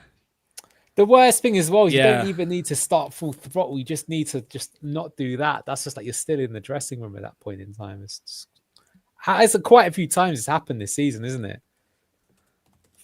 Poor. Replace their halftime waters with Red Bulls if need be. Fucking hell. Why is IU behind both our wingers and our 10 in there to receive an aerial header and flop at it, by the way, as well? Fucking hell, man. Wow, that's a big part of our build-up all season. And that's on Marty. Yeah. He prefers that. And that's why none of his strikers score statistically Yeah. I mean, in all the clubs he's been at. That's why that Lyndon Dykes thing was actually believable because, again, under Marty, he's not there to score goals. He's there to win the headers in the middle to allow the other players to get the ball. We've been saying no striker, I think, has ever got more than 10 goals in the season for Marty in any club he's been at. I remember once we were doing a scouting report and we were talking about a striker that played for one of the clubs he managed and he looked quite good as a false 9. But funnily enough, same thing, he'd never scored more than 10 goals in the season. I can't, but I can and I can't. But I genuinely feel like Ricky P is getting worse week in, week out in terms of physical limitations. It's just I think you're being being a bit harsh there, Luke, because if you look at it, they're trying to keep the compact 4-4-2. So he's technically in the right place there, like there's spacing between the other players. But that's how you beat the compact block, right? Is you push it out to the wing. I think once the ball goes into that situation, though, what you could then say is he hasn't closed him down fast enough. The ball's gone back to Radoni. No one's got there to stop the pass from getting to him. That's always going to put you in a difficult position. Would you say, Anil, you would know better than me because you've done your badges in a compact 4-4-2? Would you not be a bit more stretched out if the generic 4-4-2 of your wingers had a bit more line of you just like more spread out? Because he was a lot more in, you know what I mean? There was way too much space. He was never going to close his man down either. Well, basically, No? it's a preference. To be fair, like we used to do that on the tactical show all the time with Rude as well. That having the compact 4-4-2, we had so many situations where you could see like that other winger was completely free, but a lot of the time the team never played it to him. But if they did, it'd be like almost a free tap in. But the difference is it's harder in the middle of the box, right? So if you tell him to go wide, you can, but there's more space in the center. But like I said, I think I the know what you're first phase is not necessarily at fault, but the second phase onwards, yes, then that's a different story. Prince of Arabia, I don't think it's out and out Thomas's fault. I just think it was honking. I think it was a collective problem. I think Ricky P was stinking there for me, but Luke Thomas was on the left-hand side of Jakob. Jakob is ball watching, and then Luke Thomas was right in the ball. He didn't stick a leg out. He didn't even make an attempt. He was in the goal to try to deflect something, and he did nothing there. That's what I think, and maybe I'm being harsh, but I just think he's an absolute steaming pile of dog shit of a player, and League One standard at best, unfortunately. I think it was a bit of a lucky finish as well. Like you could say it's a good finish, but I'm not entirely sure Ellis Sims meant that. But that's his style. He's that kind of clumsy but effective striker. A bit of Slimani about him. Exactly. All right, it's all Coventry so far though, so that's what's terrible. Yeah, I called at half time. I get scared about how we react to going down. I would love to see a stat about how many goals we've conceded in the first 5 minutes of a second half this season, because I bet you'd be a scary amount. Well, you know, the worrying thing we've said this is that this defense is worse than the last time we got relegated. Well, the only time we've been relegated from the Championship into League One. The season we got relegated into League One, we actually will probably end up having a better defense than what we have now. Because the last time we did the stat, I think we were only like 3 or 4 goals better off than them, and obviously we've just conceded now. So that's been a surprise. You would think at this level, the players that we've got, they might not be Premier League quality, but it's kind of shocking that we concede so many goals. Thanks, Ricky. We really needed that. That's on Ricky again, boys. We are That's so lucky. So lucky to not be in. And Bade Luco can't get a game. Yeah. Well, he's got to look at it now, man. I'm getting rinsed down this. Poor. Ricky P, man. I can't believe, man. He was my goal. He was my player of the season in the end of the season. I put him above KDH. That's how impressed with him I was.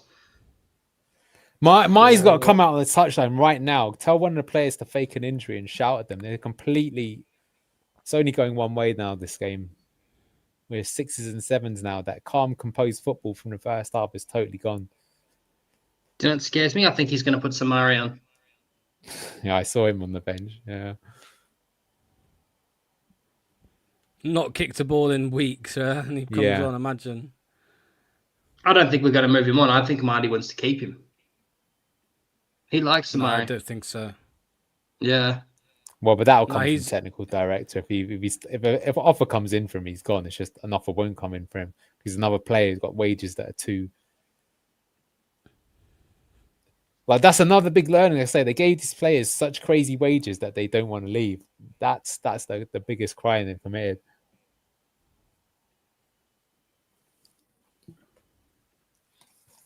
I think it's because it worked with like Maddison, Tielemans, and Ricardo, but it just puts you in such a bad position if it backfires. 6 more minutes and we need to start making some subs, boys. Well, why not now? If we're all over the place. Yeah. Look at this. We're losing all the jewels now. Again, that's the biggest difference this half. Their crowd's fired up. Back post. Ricky P, back post, for fuck's sake. That was good. That was actually good from Aberdeen. Oh, I don't like that, Nelson. Mate, we just need to fucking hoof it a bit. Just completely fell apart. Yeah, a lot of these problems are playing out as well. We're rattled. Absolutely.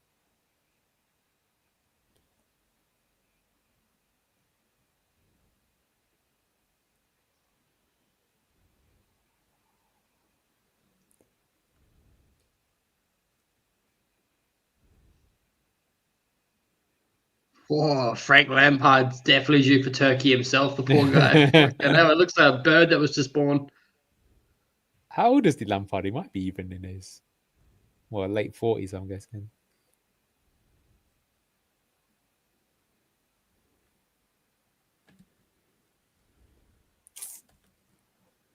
That time, Ricky's alert. Again, are you going to receive the header? Why? You lose these duels every single time. All season, that's what he's there for, to go in there and win them. That's why he's in the team. He's not winning them. He's losing them every time. Yeah.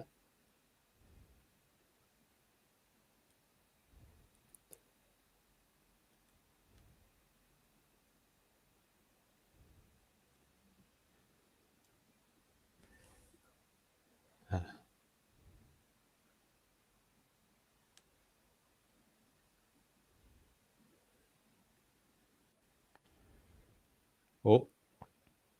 Yeah. Fucking get him off, man. He's a fucking turtle. He's had a terrible start to the half, that's for sure. This is the most predictable Leicester game I think I've seen in years. Yeah, like, it was so obvious. Go on. Got Bobby Reid. Oh, why didn't he stretch? That's his third gilt-edged chance he should have put away. I don't think he's doing as good as you guys think he is. Who? Bobby Reid. Donkey over Reid. No, yeah, he was good in the first half, but I don't think so. Go on.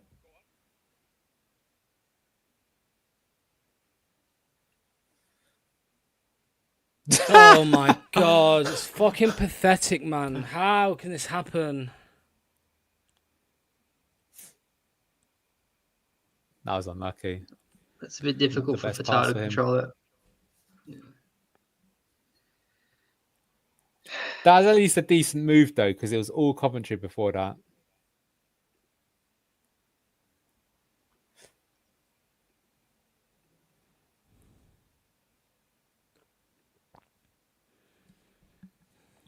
No, Radoni, man. Who's on him, man? He's picking up in the half spaces now. Someone's got to get on him. That's a big problem.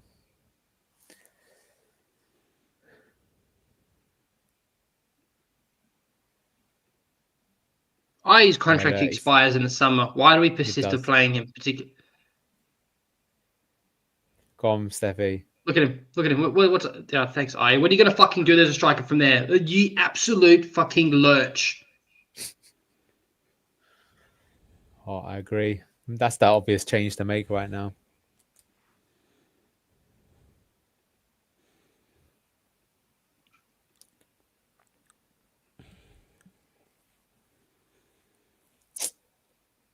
It's all right. I've got ribeye steak for dinner tonight, so I'm happy. Nice one.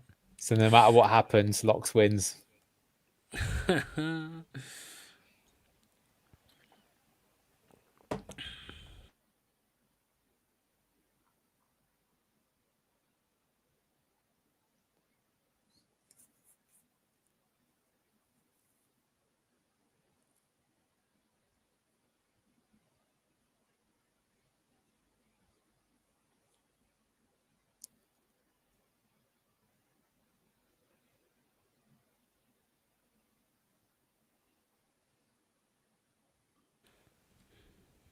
On Ricky. Nice. Okay, last 5 minutes, I think we've been decent though. Yes, go on. Look at that. Fucking hell, Mavadi to Thomas. Has he won the corner? Looks like. I forgot to tell you, I was in Aldi the other day, and I bumped into somebody in there who's a viewer of the channel. Nice. And he said to me, I had a small chat, and he said, I know why you were Martin for so long. And I said, why? And he said, because of your bet with Ragsy, you were scared that a new manager was going to come in and the wingers would start, Mavadidi would start scoring more goals. Locks exposed.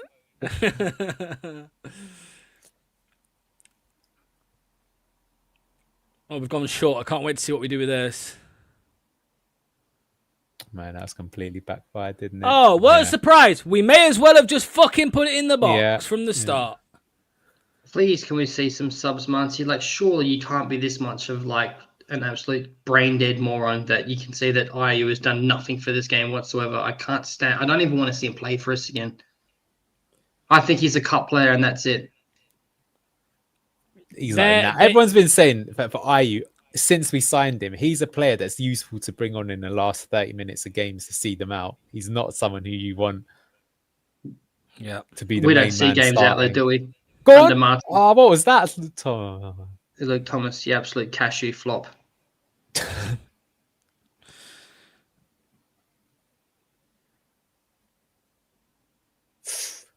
To be fair, I remember, I think it was against Ipswich where Jordan Ayew did score, didn't he? Or against Southampton. I think when he came on at the end in some games, he did have an impact. It's him starting is the crime.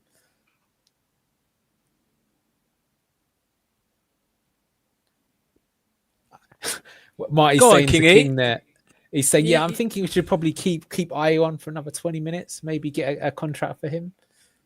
What do you think? I think that Marty's... If Kingy's go on, Kingy, if you got some balls, mate, go and show it. Tell him what to fucking do. Go on, I dare you. I nearly just said the rowdiest thing that probably would. I'm just going to put it in private chat instead. Okay, yeah, please do.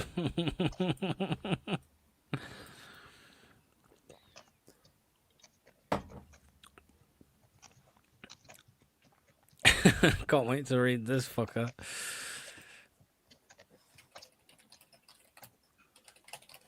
Yeah, Luke. Thank you very much for typing that and not saying it, mate. I appreciate that. Thank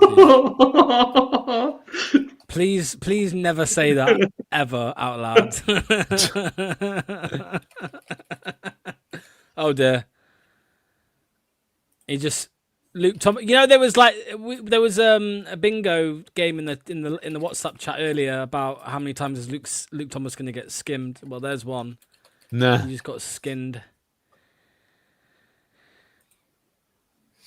There we go, Turtle. What are you going to do? If Luke is putting it in private chat, you know it's Nad. Yeah. No, Luke is not saying it. Shut up, guys. Luke is not saying it. I can promise you he's never saying it on the stream, ever.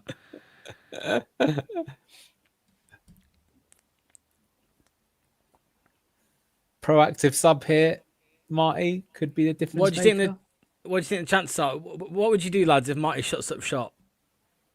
Fucking hell. You could see it, though. You could see it. You could look. I would say, though, to be fair, I think the last 5, 6, 7 minutes, we're in the ascendancy. I think we look more likely to score right now. I mean, that could quickly go south, but let's put you. That's what I'm saying. A proactive sub, like changing Ayew for someone with a bit more energy. Hint, hint. We might get. Don't be silly, Anil. We've got to go 2-1 down before he makes a change, mate. Yeah. Come on. Man United have scored. Good for them. I've had apparently 2 goals.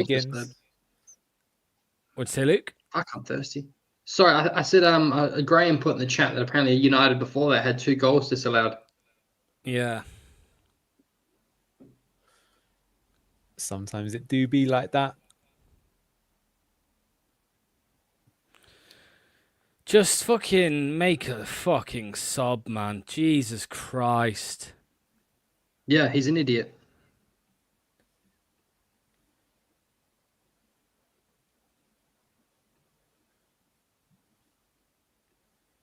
Yeah, see, look, the passing's back again. Coventry have sat off again for some reason. I'm not sure why they've done that. All of a sudden. Well, they're making a sub Anil, we've just been told. Apparently, they're preparing a sub, so... There's Daka warm-up, Samari. Right. Hadji Wright's coming on. What did we say at half-time? Mate, this is it. This is a goal. Hadji Wright's going to score. They're going to win 2-1. I'm telling you. I wonder what they'll do, though. If they'll bring him on for Mason Clark, or they'll just swap him for Swims. Or maybe they'll put 2 strikers on. You never know.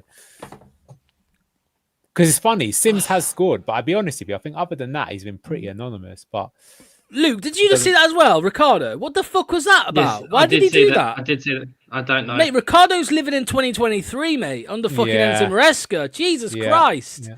Well, his distribution's been quite poor today. Oh, Abdul. You could definitely make a good argument that Ricardo should be hauled, to be honest. You could actually. To be honest, if it were me, armchairfc.com/Luke's a genius, it would be. Sorry, Go on that website now. Go on. Go on. Oh, he's offside. Yeah, of course he is. Aluko to come on as right back, Page to come on for Donkey of a Reed, and eventually maybe Monga for Mavadidi. However, I think Mavadidi's been one of our better players today. I don't say that as a slight on Mavadidi. Oh, no, hang on a minute. What am I talking about? Okay, they're also bringing on Yang here as well, man, who's, like I said, he rinsed Ricardo, but it looks like they're putting him on the other side. Yeah, I am 99.9% sure that one of the first subs we make is going to be Silko Thomas on. Like, I'm convinced. Instead of Monga. Like, without question, man. I'm okay with that if it's for He'll put him on for Steffi, I bet you. Nah, okay, so now Tawu, I reckon. Is a big moment because I think they've taken Sims off for Haji Wright and they've also put Yang on. But interestingly, unless they're going to swap his sides, I think they're putting him on the right hand side, or maybe they'll swap over Mason Clark onto the other side. We're going to concede here. I just cannot believe that Marty's not made any subs yet. Absolute bozo, complete fraud. Okay, they put Yang on the right hand side. That's interesting.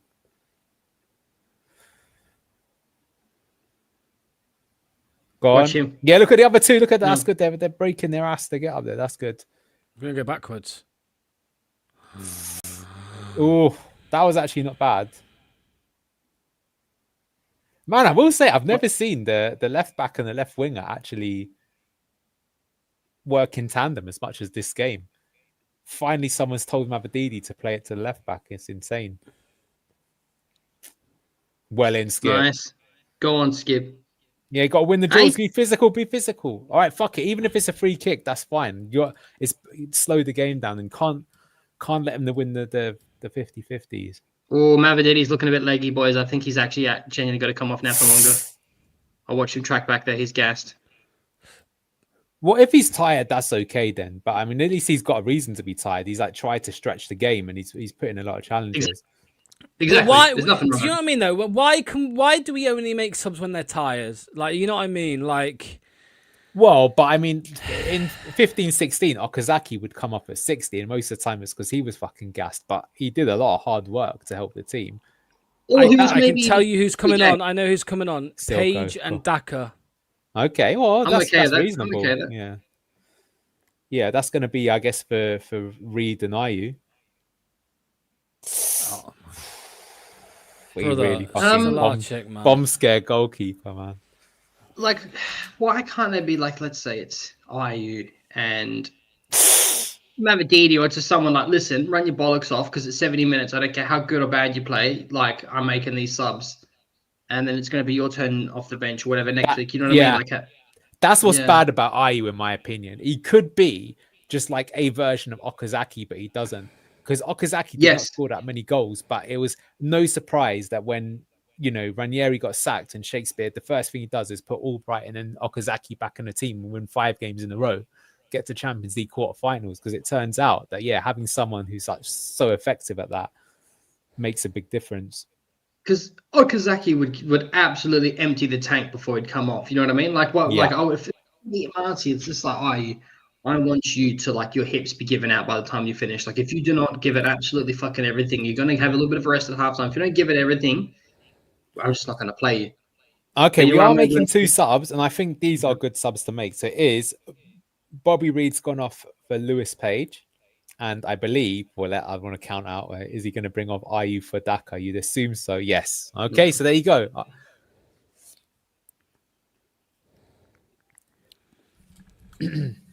Daka's pacing behind. Let's see.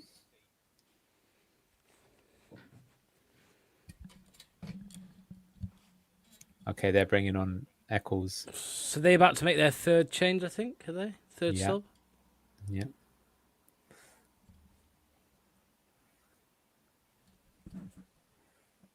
See, look, already Daka can put him under pressure. Is Page on yet? Yeah. There he is. 5. Yes, go on, Lewis. Look at that already. Oh, look at that. lucky what was man. that? It's because Jordan James wasn't expecting someone to pass the ball to him. He's like, what the fuck? The 10's allowed to pass the ball to me.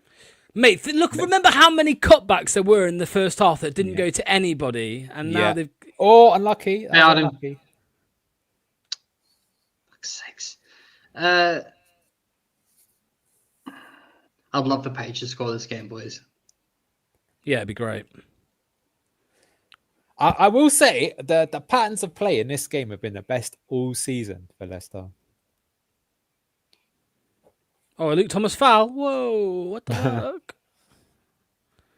Look at that cashew skull.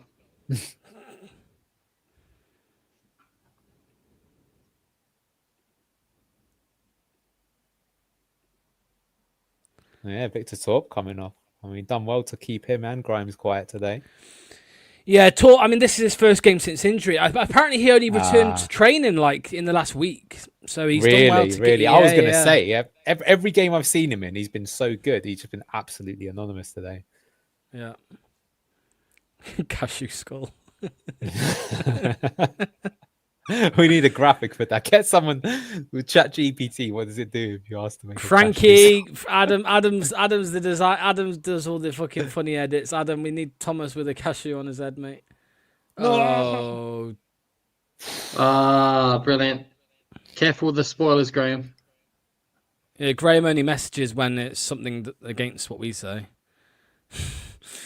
Graham only talks about Jakob when he does something good. Go on, Graham. He has actually done well there, though, because what a striker's trying to do is put it through his legs. And because it's amazing how often you will score doing that. So he's done well there.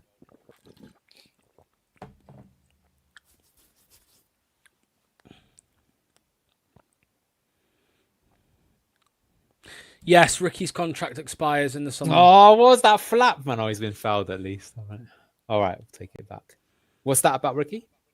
Somebody just asked if his contract expires this summer. It does. Yeah, it does. I hope they don't renew it, man. I really hope they don't renew it. It wouldn't surprise me if they did, lads. That's what I'm saying. If they gave him another couple of years or something. Yeah, I love Ricky, and I've got a lot of fun memories of him. I wish it was more because of his injury record, but it's sad to see his body give out on him this season in the way it has. Yeah, I mean, he just gets bullied off the ball too often. You see it. That's why it'd be a bad decision to keep him.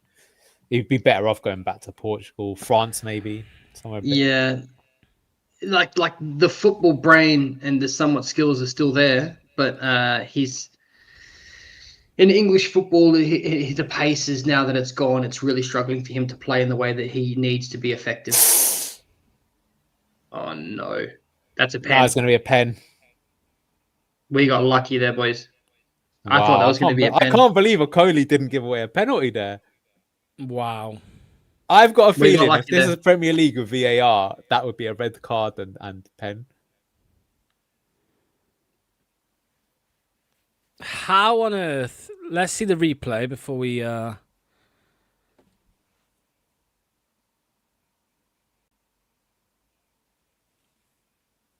He gets Look at that. That's a terrible Actually, no, the kid... He might have got a header there, but he has kind of barged into the player. To be fair, actually, that's the right call from the ref. That looks not as bad replay. Do you know what? I think you're right. That isn't a pen. He's actually... Do you know that John Terry, where he's headed off the floor, that's the Okoli equivalent. But first touch was appalling. He's lucky to get away with that.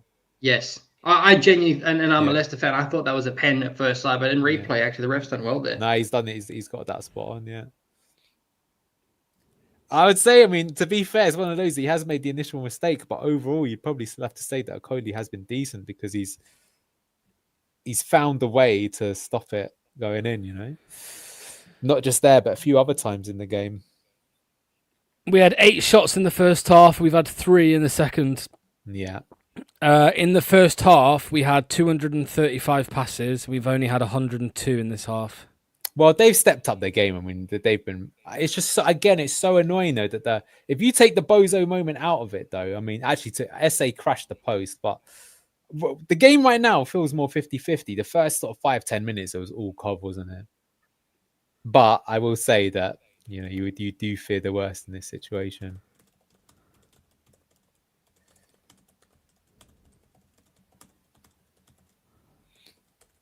Can we just find like a good ball in behind for Dak or something like that? You know, that cutback to Jordan James was a good opportunity the more you look at it. Yeah, it was. It's a shame that he botched that shot. I just feel it's like unfamiliarity with them not being in a team so much together. Because you'd be thinking in the years to come, you're going to be seeing that Lewis Page cutback quite a few times. Wow, Man United 2, Man City 0. Patrick Dorgu. Go on.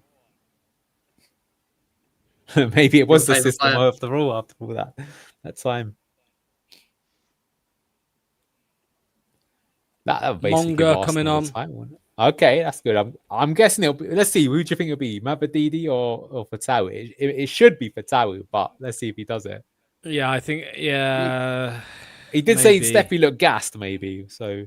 He does. Was it in the? Was it the?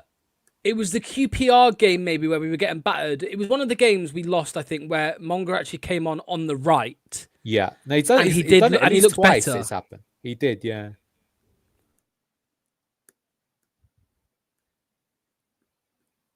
But funny enough, that game, I still felt Fatawu was worse than them. I remember he swapped sides with one of the players when he took off Mavadidi, but he should have taken off Fatawu. Yeah, I do think it'll be the same today, to be honest.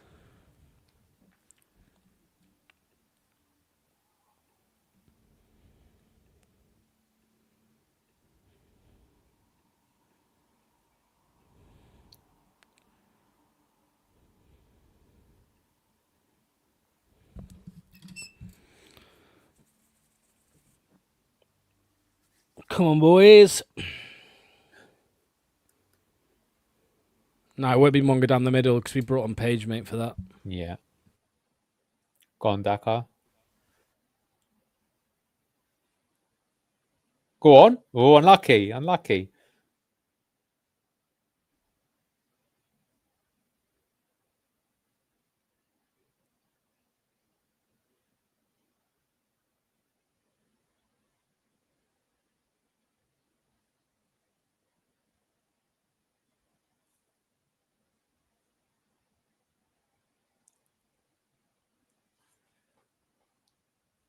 Looking nervous, Luke. I am nervous. Is Dakar on?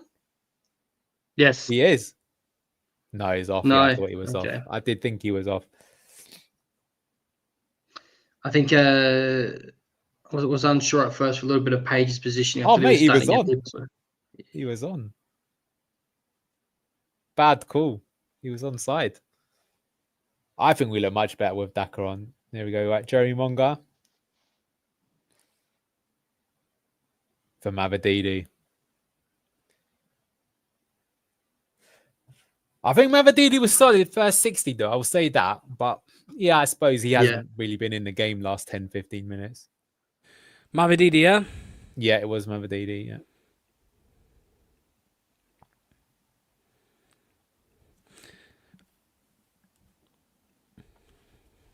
Is that a decent game, Mavadidi?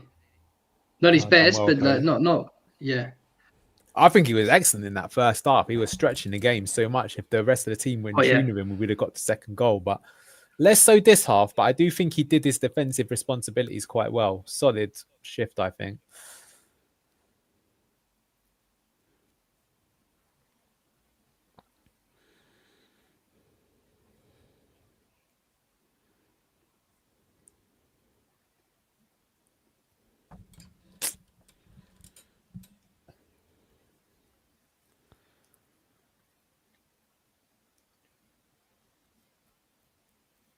Would much rather Vestergaard over Okoli, says Mark. He's made quite a few clearances though today, but he does look so panicky on the ball, Okoli, doesn't he? Yeah.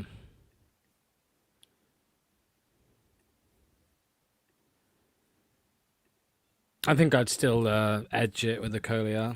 I would too, just for the. Because what I'll say is that Okoli, quite a few times today, he's actually made the one or two mistakes, but on the third try, he's got the ball back. Whereas with Yannick, the problem is if he makes one mistake, it's go on.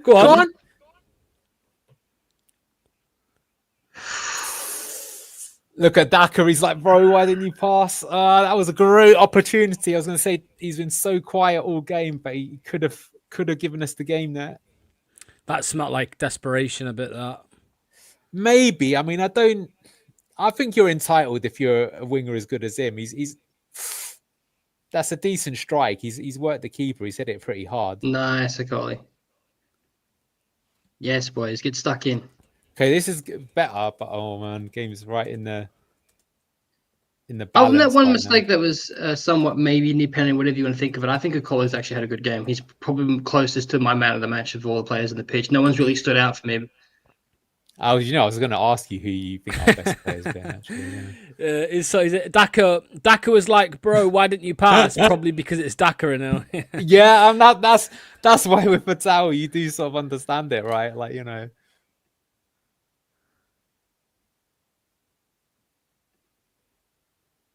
Go on, Lewis. Go on, yes, brilliant, beautiful. Look at that, perfect, class. Future of Leicester, mate. As you said like, a while ago, I think. Whoa! First time. I think he's won a corner, or is he not? No. Oh my god! All right, that's awful. That's why. Yeah. Oh my god. You know it's bad when you can't tell if the shot took a deflection or not. You know it's bad when that happens. Yeah, I think now with Patel, I think I'm fairly happy my wingers are doing that, cutting in, having a good shot, hard. Like, he got a decent effort there. Maybe you've done that 3 or 4 times you haven't scored. But, I mean, that's literally the point of the system, right? And the wingers is to get one-on-one and cause a challenge. That was great challenge, Jordan James. I'm digging this ref today, boys. He's letting shit go. Yeah. For a derby as well. As people have said, it's been quite an entertaining watch, I think. More entertaining than the first time we played against the teams, and not just because of the goals. There's a lot more goal map action.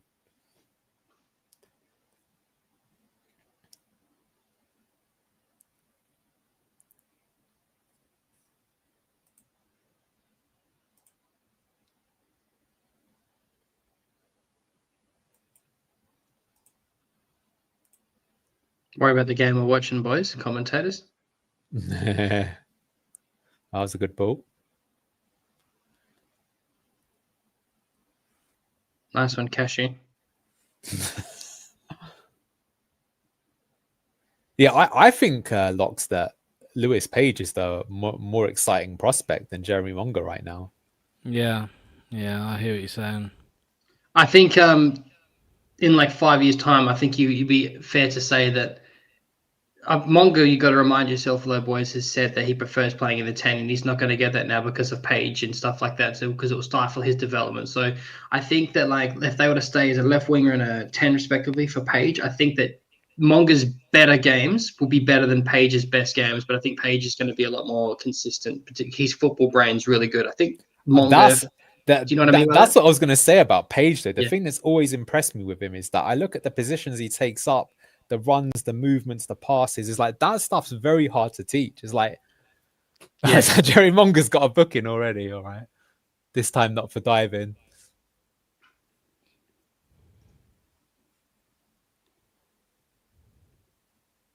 Like basically with Lewis Page, it's just because he's not grown up. I think once he's like developed and they get him on the proper muscle and everything like that, I think he's going to be a very good player. I suppose you could say the same about Monga, though. Yeah, go on. Yeah, you could. I just think that like those moments you get from Monga, if they continue that trajectory, he's only 16. Yeah, like when he's. I mean, the way that he beats a man is quite frankly a joke, isn't it? Oh my god! Is that offside? No. He's calling for it. No, they've given it.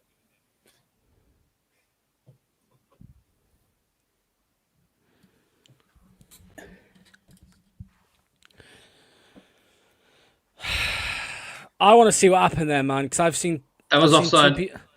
I've seen someone blame. Was that Hadji right? Yeah. What a surprise! Yeah. As we said at halftime. As we said. Recording, mate. There's no fucking point, bro. There's no VAR, man. It's it. That's the final decision. Just shut the fuck up and get on with it. Right, let me see this. Lewis Page, no. Luke Thomas. Oh my God! What is that, Luke Thomas, man? He just falls over. Watch Luke Thomas, guys. Genuinely, watch him. What the fuck is that? What is that? He's a useless cashew, and this is on Marty for continuing to play this useless cashew that has not proved himself in the last 4 or 5 seasons and has been passed around from club to club because no one wants him. There's no pressure on him. Like, no one's touching him, man. And he's gone down. Weak wrist there from Jakob as well. That's fucking crazy, man. That is it has to be match fixing. At this point, it has to be match fixing. It has to be.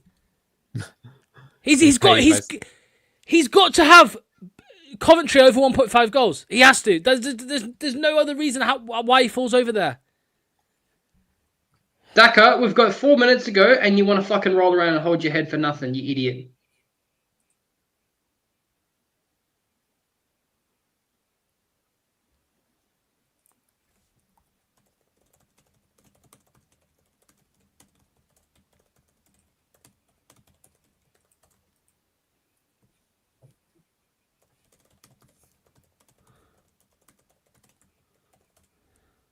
Yeah, they're feeling sorry for themselves now as well.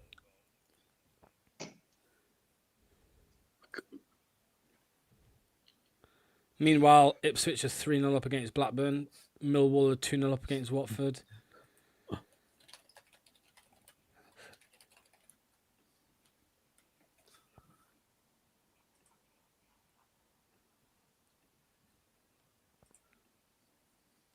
And Daka, man, like Luke said, like,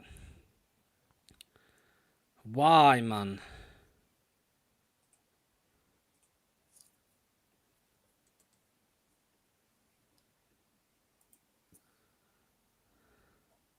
I don't understand why these players go down for these soft hits like that. Like, fuck's sakes, man. Like,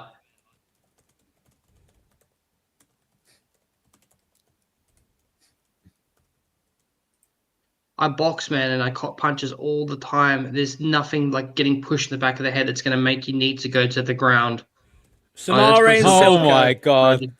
Samare's coming on. For JJ, I bet you.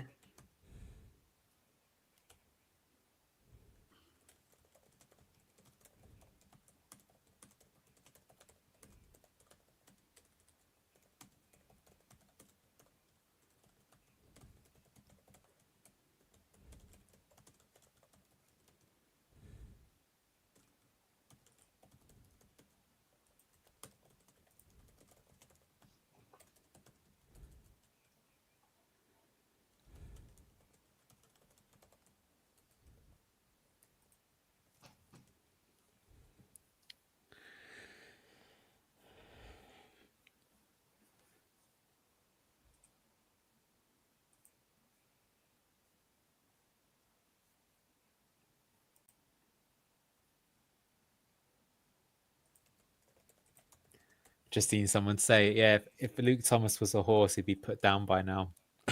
Oh my God. Can't believe that Marty just persists playing this fucking absolute useless cashew.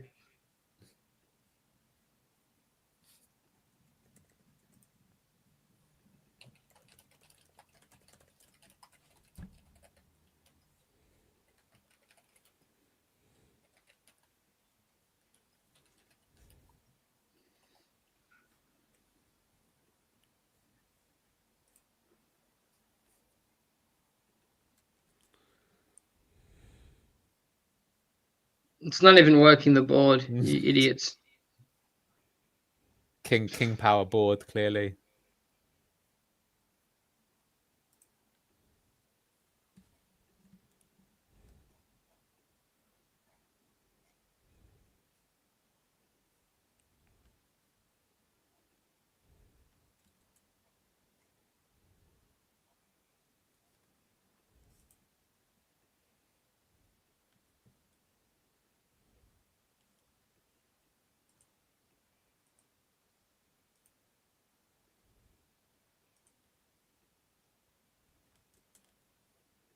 He's cooked, Ricardo, boys.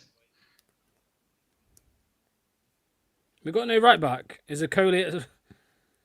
We've got fucking... Oh, mate. Badialuko. I'm going 3-5-2, mate. 3-5-2 for the last 5 minutes, if that. That's 3 minutes. I think we're going to concede again. Probably because we'll push up so much.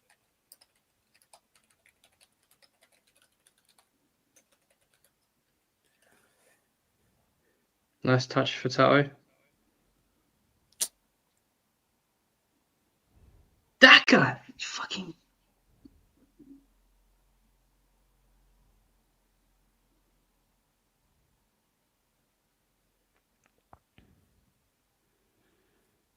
Decent. Watch this cashew fucking play back to Solacek. Bot. Wow, that's a dodgy as fuck challenge. Yeah, maybe a free kick. Yeah.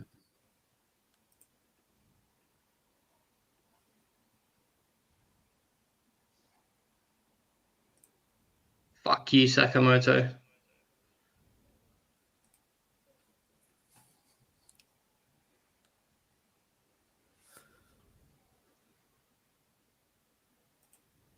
God, I hope our colleague gets ahead of here, boys. Come on, son.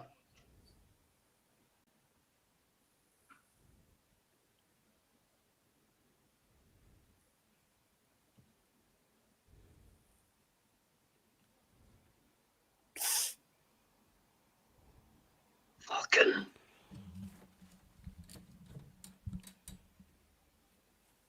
6 minutes added on, by the way, Peter, guys in the chat. Sorry, I didn't say. I'll move this over a little bit so you can see it. Oh, no, you can't see it. Card for JJ.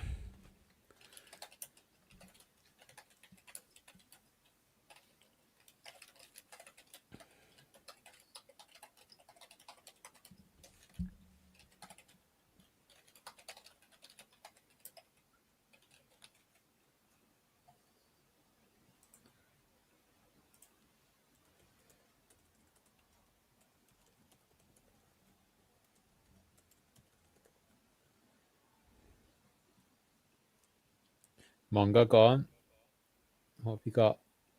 Fouled again. Fucking...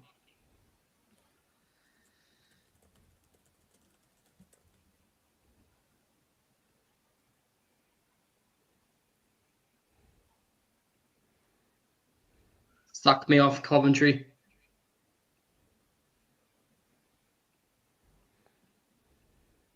Oof. He's getting away a bit, Cody, today.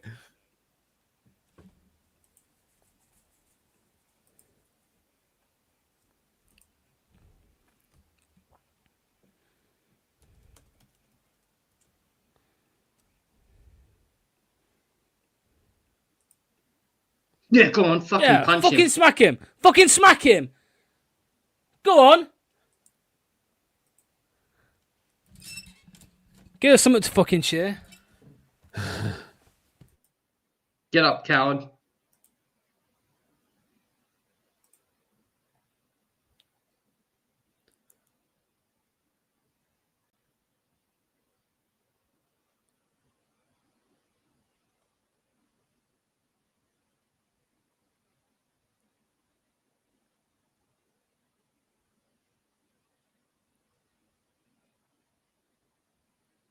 How can he roll around on the floor after that? You absolute melt. Like, if he has a misses, like, you're an absolute cuckold, bro. Like, to sit there on all fours getting ready to get bummed like that just because he grabbed you a little bit in the face, you fucking bitch. How can these guys not be embarrassed by that? Playing Have for some time, fucking though, isn't dignity it? as a man, bro.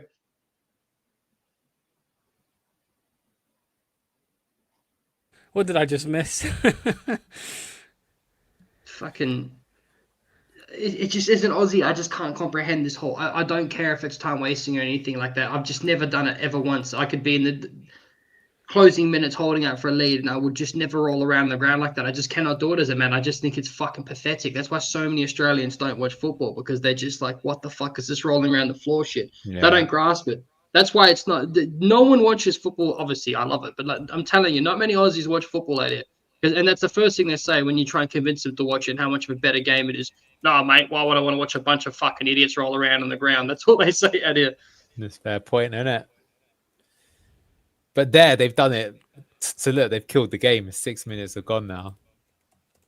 Ref might add one extra minute just to make amends for it, but you'll end up, saving a minute from it. Give it forwards! But what I don't understand, boys, is it's like nice fucking one, watching. Oh, this Locks. I'm sorry, Locks, to do this to you, brother, but it's like watching WWE and trying to kid yourself that it's real. Like if you know what hurts and what doesn't hurt.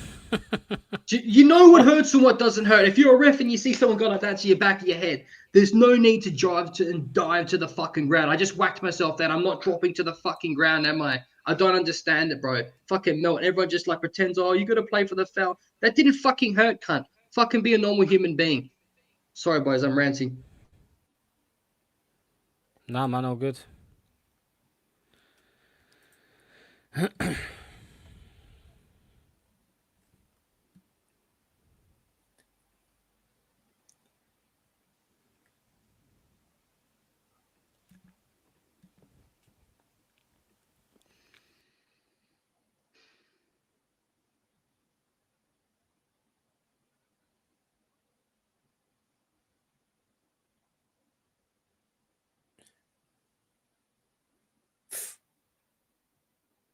Monga magic is needed. Cashew.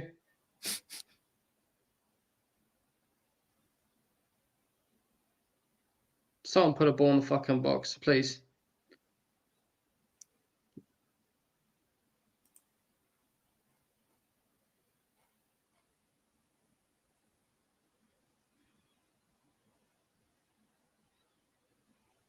Beautiful ball, Paige. Oh.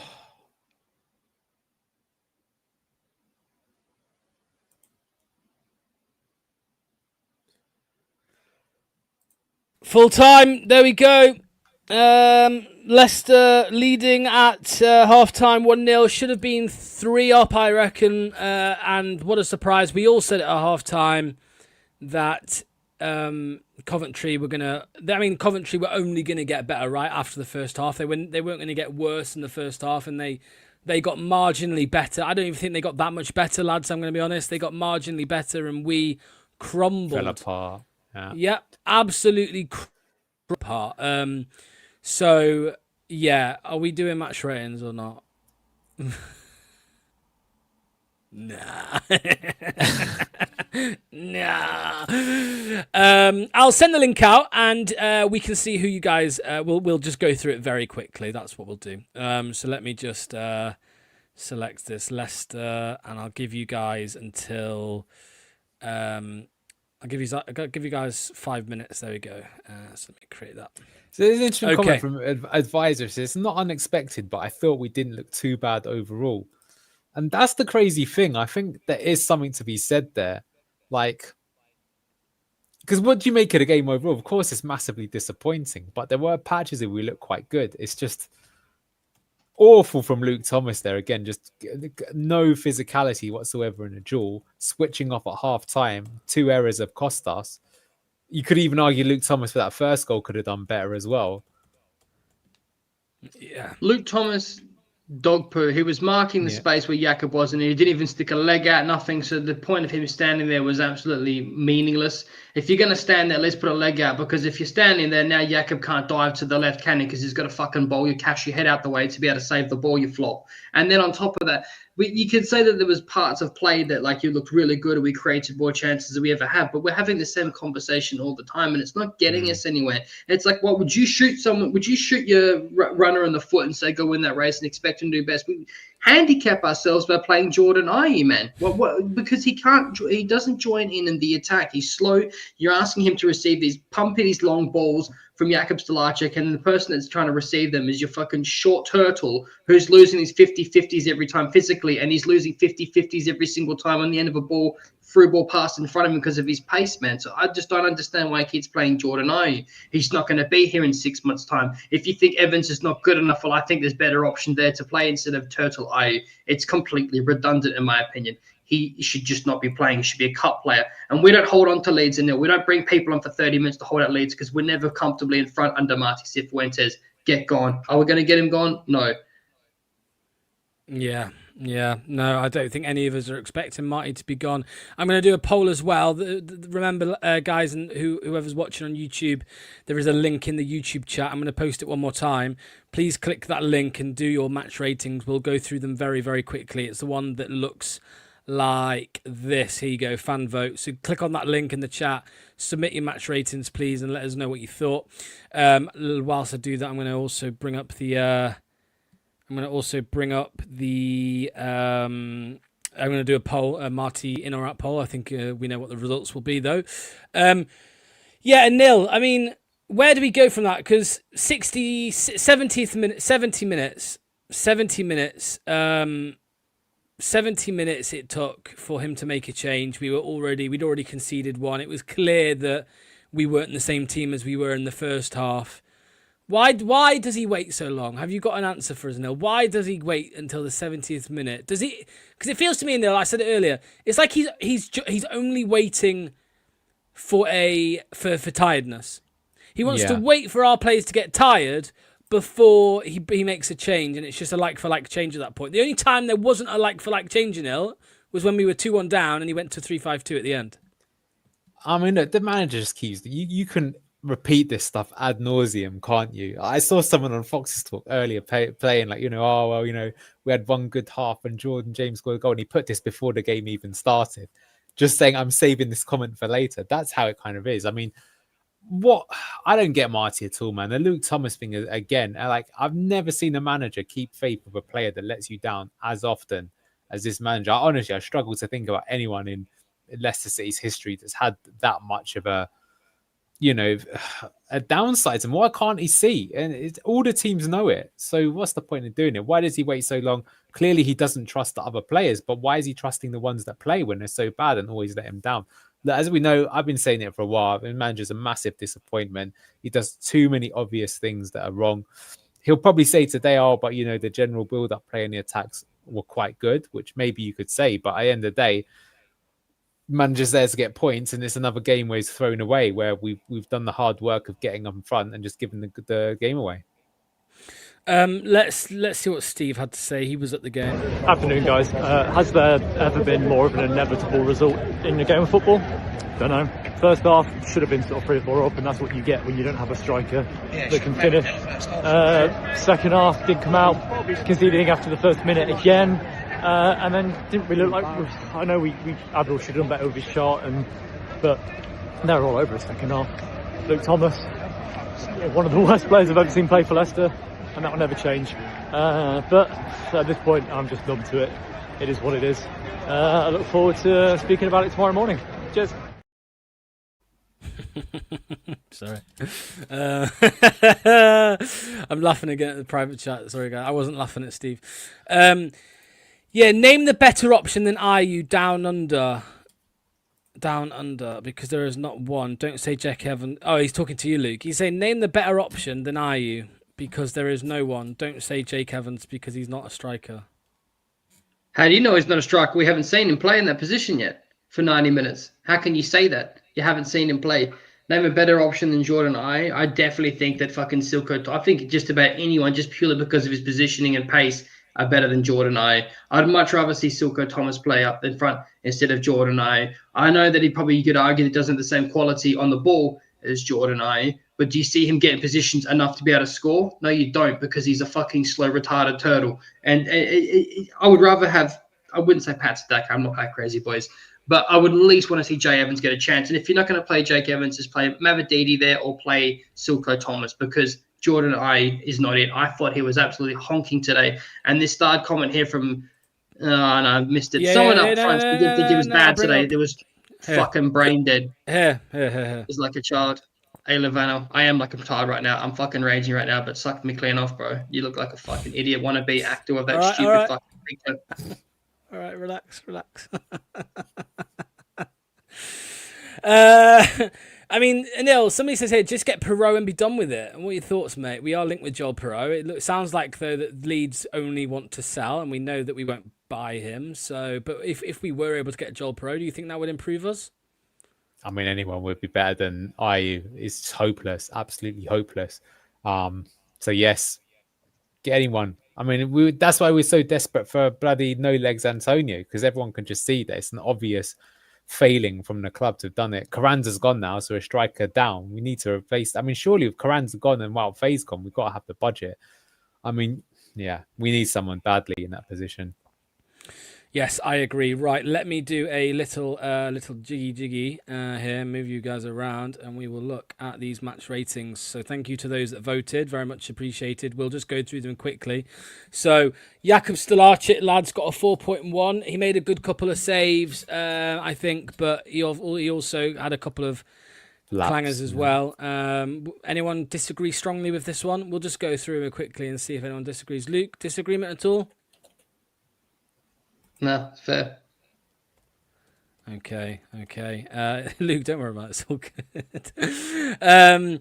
Up next is Ricardo Pereira. Luke, I'll let you hear this one, because you've had a lot to say about him today. A 4.4 rating. I think that's probably fair, mate. He weren't that good, was he?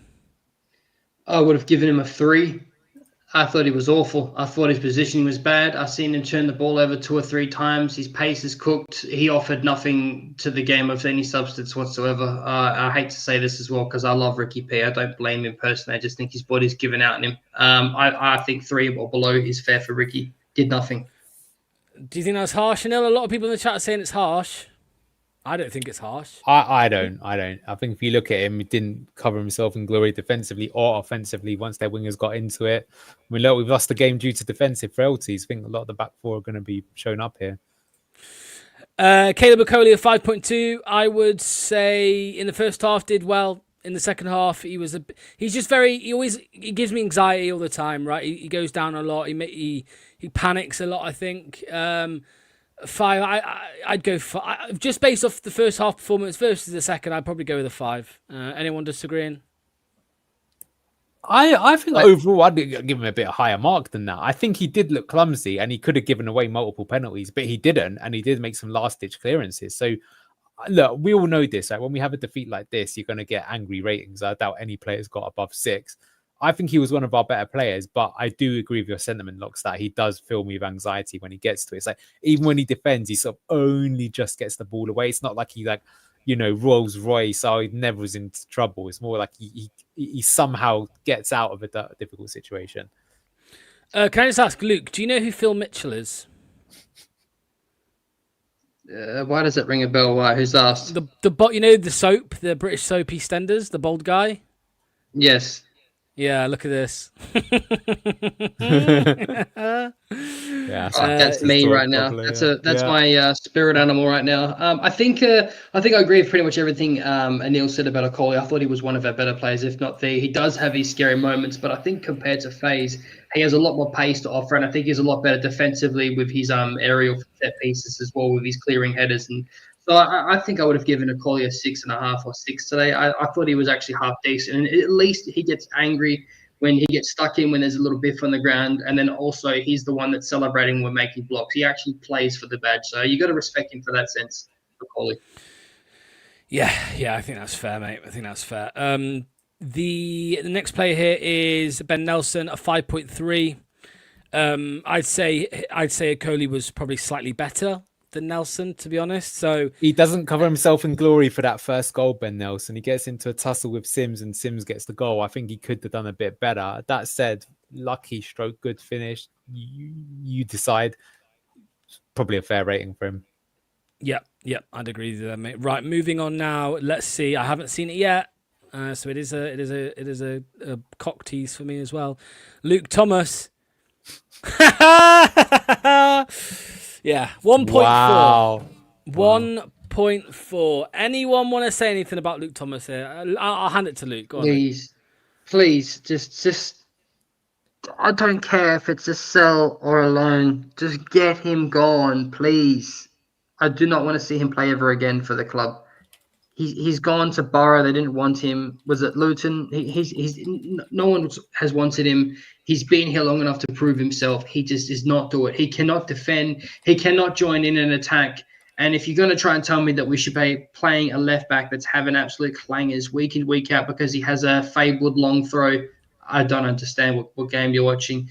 I know he's one of our own, and he's way better of a player than we'll ever dream to be. And obviously, but not for this level, I just don't think he cuts it for me. I think he's a League One player. A 1.4 is absolutely fair.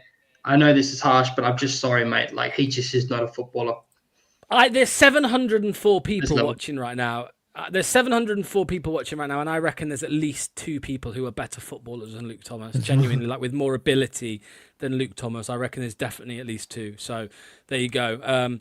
Bade Luco, again, not getting a start. Yes, I know he's preferred at right back, but at this point, Luke Thomas is just redundant to keep playing him. Jordan James, 6.5. I thought other than the goal, he was, again, in the first half, he was quite important with some of the attacks, but second half, pretty invisible. That does tend to happen, lads, I think, when we have these games or halves where we're just kind of the second best. I think Jordan James does struggle a little bit. He comes up with the moment. 100%, but he doesn't really stand out in those moments, right, where in the other moments where we're struggling or under the cosh. So 6.5 probably for the goal. I think I'd probably agree with it, lads. He did make some good challenges in that second half. I think he's one of those players, though, that like if you put him around other good players, he would excel so much. It's hard to stand out in a sea of mediocrity. Like, it's not surprising, for example, when Page came on, those two combined a little bit. I think as Bobby Reid gets tired, his effect lessens a lot, Jordan James, in the game. Yeah. Okay, Luke, what did you think to Oliver Skip, mate? Here he is. The viewers gave him a 6. I actually agree with it, because I actually think in the first half he was really good. Second half, again, everyone struggled a little bit. But 6 for me, I probably agree with it, Luke. Yeah, I think 6 is fair. Nearly 6.5. He was a little bit anonymous the first half of the second half. You did see towards the end he was getting stuck into some brilliant challenges. He stopped a few transitions of play that looked quite threatening from Coventry. I think that 6 is still fair. Obviously, no one's going to give you much higher of the game, but I do think he was one of our better players alongside Caleb Okoli. Agreed. Yeah.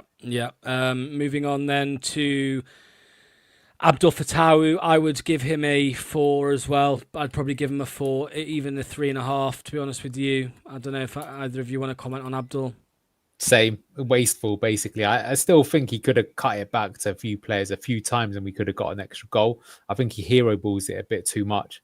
And, I was hoping that in this game, given what happened last time we played Coventry, he might be more on it, but a bit selfish today. Yeah, Luke, Abdul. Yeah. Pretty much, mate. Selfish today. He's warranted being selfish from time to time just because of some of the worlders he scores. But when people are box crashing on your left-hand side and there's options available or there's far post strikers there for the tap in, I think it's selfish. You could argue if you watch that goal back, maybe we're being a bit harsh. There was 2 people in the middle that probably could have easily intercepted that ball to Pats and Daka. But still, I think there was a little bit tame, that shot. So I think it was not a lot of outlet of play for him today compared to other games where he's been solely dependent on, but still, I think a little frustrating today for Fatawu. Yep. Next player here is Bobby D. Cordova-Reid. Again, I mean, it's the same story, right, with a lot of players. First half, I know Luke doesn't agree, but I thought he was pretty good first half, especially for the first goal, well, our only goal. Second half, pretty invisible, gets a 4.5 at the end of it. I think that's a bit harsh, but I do agree that he just tires out the whole time. I've been saying I think it's time to start Page and bring Bobby Reid on later. Yes. Because Page's energy, the team plays better with it. So if you know that, because Bobby Reid even starts to get tired in the first half. Like, to be fair, Luke was saying I think he should go off even though he played well in the first half. People were saying it. So, but he's got quality. But like I say, he'd be better on as the impact sub, in my opinion. Like Ayew. Like what we want for Ayew, right? But people are saying that, to be fair, how many chances did he miss? That is true, but he did also make the goal, and I think he got himself into the position to take those chances. But yeah, you could argue that he should have put us 2 up, Yeah. Luke, Steffi Mavididi got a 5. What are your thoughts on that, mate? I would have given him a 6. I think it was him, Macaulay, and Skip that I think were the better players on the pitch. I think that there was a few times where, like, at least he wasn't like doing these step overs and procrastinating as much. He was trying to get up the pitch. He was having balls put in front of him to run onto. He was actually dropping back and helping in defence as well a few times as well, which is good to see because he hasn't been as good as his usual old self under Enzo, who's tracking back. I think 6 is fair. I hope he gets another start again. I'm curious to talk about one of the subs later. We'll talk about it after. Yeah, we'll come to them. Jordan Ayew, a 2.9. Now, I think this... I don't think Ayew had a... I mean, Ayew was... Yeah, I don't think it was anything... Yeah, it was bad. But, a 3 for me, 4 maybe. I gave him a 3 as well. So I think that's correct. He just... And we don't do we need to add the manager in the ratings here as well for this thing. But why the manager persists with him? Awful. Luke, Jordan Ayew. I'm sorry, I've already made a dickhead enough of myself today, whinging and complaining and ranting. Do you guys know what I think of Jordan Ayew? Yeah. No, fair enough. Yeah, that's what you need to say, mate. Okay, substitutes. Patson Daka got a 2.1. I think it's fair, lads. I'm not going to lie. He came on and was just completely... this is the dire state of the club, right? We can moan about Ayew all we want. Somebody in the comments was saying it. When the backup on the bench is Patson Daka... You're not going to really, how far can you get? We have youngsters, we have Jake Evans, we have Lorenz Hutchinson, we have Kirsten Ocheri. Why are none of these guys getting a chance ahead of these two showers of shit that we have, in the squad currently starting for us? I know Ayew's got like a handful of goals now, I think 4 or 5 right this season, but it's just not enough. Our number 9 with the wide players we have, Anil, has to be getting more goals than 4 or 5 a season. Yeah, not good enough. I mean, Daka's got a worse rating there than Ayew, but I still think in today's game, he pressed the keeper a bit more. He offered more in terms of getting behind. So if I had to choose between the two, I would still think I would choose Daka over Ayew. But yeah, he was also pretty garbage. It says it all that he had that one shot, and I said to you, Locks, it's gone out for a corner. No, he just shanked it and put it out himself. Like, he's not good. I agree with you. We should try some of these youngsters, man. Luke even said try Mavadidi up top or something like that. It just... the solution is not these players, right? So try something else. Yeah, that's true. Don't forget, Locks both are leaving in the summer. Yeah, 100%, exactly. Okay, Luke, Bouba Samari came on for the last few minutes of the game, mate. I mean, why just stick with Skip? What's the point? Like, what? Just leave Skip on, man. What is the point on doing this? Just skip this, Locks, brother. There's nothing to even rate him over. He wasn't having none. He just went out there and stretched his legs a little bit. Let's talk about Jeremy Monga and Louis, Mr. Page here. Okay, I think this guy just needs to be starting. To me, his positioning is perfect. Like, it's very, very good. He's in the place at the right time. It's if you watch him when he dishes the ball out and distributes it, watch him re-put himself in space to either receive the ball in a 1-2 or at least be ready to receive the ball from one of the wingers if it's distributed out wide. He is in the correct position at all times. And we also seen him beat 3 or 4 players as well today in build-up. So I thought that was great to see, and then delivered a belter of a pass. I think this kid's got a very, very high ceiling. I think he's going to grow into the game, and I think this is the perfect place for him. If you always say if you're good enough, you're old enough. And if that's the case, I don't think there's a better division than to prepare for Premier League football than the Championship. And this is where he should be playing. I agree with Bobby Dekova-Reid to come on and see games out. This guy gets a 5.5 for his performance for the Lions on the pitch. Luke, Neil, this is a comment from Bob and Fox. Every time the young forward players come on, they change the look and feel of the game. And here's Louis Page again, like just showing that he's ready to get starts. Yeah, what more does he have to do, in my opinion? And if we're losing games, I'd rather we're losing games, but we've got some eye on the future. That's another issue with starting players like Ayew and Daka. These guys will not be here come the end of the season. So put on the people that, these players give a shit as well. That's the biggest thing. Look at Silko there, almost getting sent off at the end. You want to see that. You want to see some fight from our players as well. So, but for me, I don't understand. He was very good in the cup game that we just played. He should have done more than enough to get into the team today, in my opinion. So, yeah, stop being a coward, Marty. But he is a coward, isn't he? Yeah. Luke, Jeremy Monga, what did you think of Jeremy Monga today? Because I thought, somebody put a comment about Page being levels above Monga at the minute, and I'd probably have to agree.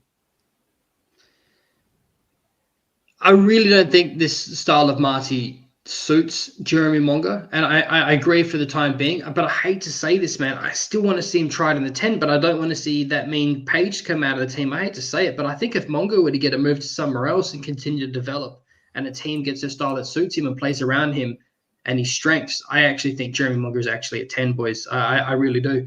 I think that he was a bit bullied today physically with the times that he was on the ball. Unfortunately, he was fouled a lot, which you are going to expect from him because he's very good at beating his first and second man.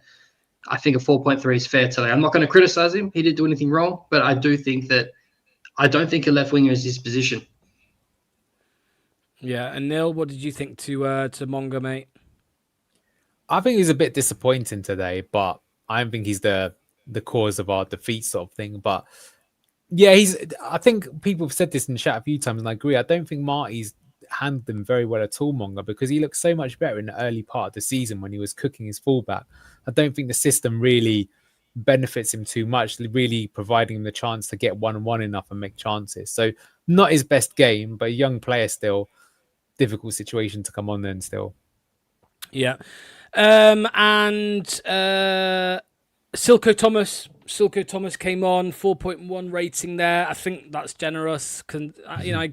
He didn't have much to do, right? This is why the subs obviously are always lower rating than the others. He didn't have much. He didn't have too long on the pitch. He didn't do much, but I don't think there's really much we can say about him.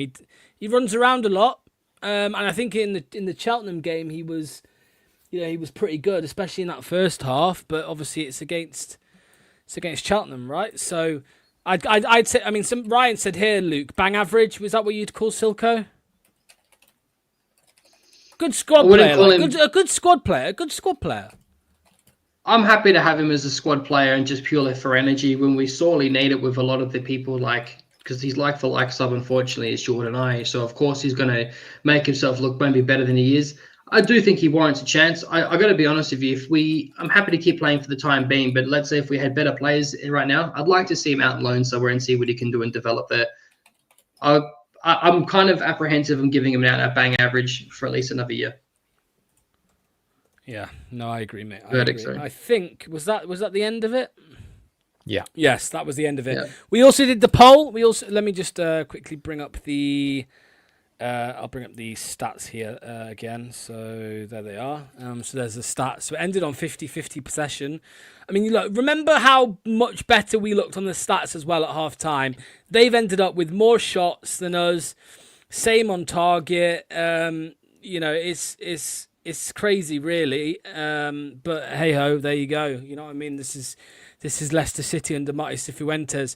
There was another comment here which said, I don't know who starred it, whether it was Luke or a Nil, Yes, but it was this one from Gordon, and he said Monga was playing well under RVN. This clown comes on, he's gone backwards. Yes, that's yeah. I agree. That's what I'm saying. I think even at the start of the season, he's been handled well. But I think the issue is as well, though, is that just the team itself is not set up to really help him, right? We keep saying this, but imagine him more in that attacking team from 2 years ago, coming on to replace Mabadidi. Then he'd be electric. The amount of one-on-ones the wingers were getting. It's very rare for the wingers to really be put in a good position where they can show their stuff. But I feel sorry for him. But to be fair, this team is struggling, and Lewis Page does look good in it. Man, he's finding the spaces. He's able to link up play. So the young players, it's rare that they just come in and they just hit the ground running right away. But I think under a better manager, I would expect Jerry Monga to flourish a lot more than he is right now. Yeah, and I mean, it was only a month ago, lads, we were linked with a move for Michael Carrick, and he's now at Man United, and he's on his first game beating Man City 2-0. So, well, but that's like Van Nistelrooy did well at Man United as well. I mean, they got a better squad, and when you can only do. I mean, look, to be fair, because we're going to get onto the manager ratings in a moment. I suppose the one thing for people that still back the manager is they're thinking, well, we've got a shower of shit, so what more can someone do with it? I personally disagree with that. I think we've literally seen it in the game today that we were leading, and I think we've basically managed to grasp defeat from the jaws of victory. That's how I see today's game, right? You look at that, and I'm still thinking, how have we lost that, really? I think a much better streetwise manager gets the results in the game like that today. But yeah, so just because he does well with Manchester United doesn't mean that it would transpire here. Although I will tell you right now, I would rather Carrick over Cifuentes right now, big time. Would you rather Ruud van Nistelrooy? I said this to you before, Locks. I think he would do better because I think Van Nistelrooy did work out some of the mistakes that Marty has taken way too long to do. But at the same time, look, I burnt that turtle, cut up that turtleneck for a reason. I think Van Nistelrooy gave up as a manager, right? Maybe he had the right idea, but you don't want to see a manager that completely throws in the towel, although it kind of feels like Marty's done that as well. But if I'm being honest, I'll ask you guys. To be honest, I think he is a better manager than Cifuentes. And, that's like saying, would you rather get pissed on or shat on, right? Neither is really a good option. But, one is slightly better than the other, but they're both bad. But I to be honest, having a look at it, there's too many problems, I think, on Marty. There's just so many, like the positioning of IU. I mean, the thing is that did Rude use Luke Thomas as well? I think he might have as well. I don't know, man. Rude used him at centre back, for fuck's sake. Yeah, I don't know, man. Maybe they're both just shit, aren't they? Yeah. So this was the result, Luke, of the poll, and as you'd expect, 75% of people said Marty out. There is still some that think Marty should stay. What are your thoughts on this, mate? Are you surprised it's not more than 75%? No, because people are probably thinking, like, how much can you really blame? Those 25%, I reckon, would be sitting here saying to you, how are we so bipolar this 45 minutes performance? Can you completely, entirely blame it on Marty Cifuentes? The players on the pitch are having these capitulations. We were saying like 10 games into the season, is this a good or a bad half? We were saying it that early. Like, what game was that? Was that match day 22? Like, I don't know. We're past 20 games now, and we're still saying the exact same thing. Oh, we played a good game of football, but was it enough? We've never had these conversations for like the last 4 or 5 years. Maybe Brendan Rodgers in that last season when we finished 8th. But I feel like I've never felt so uncomfortable being 1-0 up in my entire life under watching Leicester City. Nil. Fitness. I mean, that's a big reason why I don't think we feel comfortable seeing out these leads. The players do get tired. We've had the stats. I can bring them up again for you if you want, but you remember how we're like, one of the worst teams in terms of running in the league. Mm-hmm. That is on the manager as well, especially as they actually look quite fit at the start of the season. They've got gradually worse. What's going on there? I think that's a very important point to bring up. Yeah. I think it's last for ground covered and third last for sprints, or the other way around, something like that. Yeah. So it's shocking. I'm going to bring it up now. Go on, Luke. Dude, do you know what's interesting? Neil, what did Andy King say before we appointed Marty Cifuentes in those preseason games that he was in charge of looking to work on? Well, he was just working on the fitness, wasn't he? That's what he was working on. He said we were working on fitness and the intensity and the directness. That's were the 3 things I'm pretty sure that he said. So and you looked at it like how intense we were playing the game. That is the polar opposite of everything that statistically that you're about to bring up, Locks. I genuinely think this is on Marty. I've got even worse. I'm going to put it in our group chat. But yeah, what I'm reading here is 24th for distance cover, 23rd for errors leading to goals, 22nd for sprints, 21st for clean sheets, 20th for XG conceded. It's just awful. Yeah, let me bring that one up 1 second. And this will probably only have got worse after today's result. Here it is. There we go. Yeah, 24th for distant cover, 23rd for errors leading to goals, 22nd for sprints, 21st for clean sheets, 20th for XG conceded, and 19th for big chances created. I mean, that's why, Lux, you're against Andy King, but the one thing I can say is Andy King did have the team fit. Exactly. Look at the comments here. Kingy said they'd never been fitter. And they were like ahead of they were ahead of their previous previous years. Yeah, exactly. And that's partly right because there was no manager, so they couldn't really work on too much tactically. So they were going for the fitness, but it's gone downhill ever since. And I suppose you could say that that's all right if you focus on the system and the patterns of play instead of the fitness. That's fine if it works, but the patterns of play and the system aren't really, they're too inconsistent, right? You get a half every now and then where we're like, oh, okay, this football's all right, and then suddenly, bam, the fitness kicks in and they're dead. So yeah. Funnily enough, though, today was probably some of the best patterns we've had all season, but the problem is that they've just taken so long for it to get to this point that, we should have been seeing those patterns like 2 or 3 months into the season. And for as promising as they looked, we still didn't score off them. And still a number of times, like, do you remember that time when Skip runs forward, plays the cutback, but there's no one there? So it's like the pattern isn't quite working, right? Because if that's Enzo, you know that the cutback is going, either to the back post, it's going to the onrushing midfield. We would test the keeper a lot more often. So yeah, he's just not particularly good. This is a good comment, right? So to be honest with you, that's why I think people asking for the managerial change are actually entitled, because it actually shows, in my opinion, how we've underperformed massively. And I do think there were much. Let me ask you now, if we'd have appointed Chris Wilder in the summer, where do you think Leicester would be right now? Because for me, I think we'd be playoffs for sure. I'm not saying we'd be top 2, but I do not see a world where we would be outside of the top 5 of him in charge. Well, Anil, when Even you say Dyche, we'd be playoffs, yeah. When you say we'd be playoffs, Anil, that's only 5 points better off. So okay, it's still okay. No, I'm agreeing. I'm agreeing. I'm just saying. Fair. I think what this guy's trying to say is it says more about the league guys than it does about us. This league's been. Let's have it right. If it's Coventry, us, Borough, whoever it may be, let's just say Borough comfortably and Coventry and someone else, whoever goes up is coming straight back down, like fucking brutally, in my opinion, next season. Yeah, because they're well played, they deserve their win, they can have their day, but I just don't even think Coventry were very good today. I mean, in the first half, we're going to sound salty for saying that, but I mean, congratulations on their win, and I think overall they deserve it. But I just still don't look at that and think, oh my god, what a fantastic team. I don't think that. So I think Luke has got a point there. But then again, that just shows you how frustrating it is that we're going to underperform so badly. With this manager, not going to be in the playoffs, and if we're not going to be in the playoffs, I said at the start of the season, for me, that is the minimum requirement, even with a points deduction, was to get to the playoffs this season.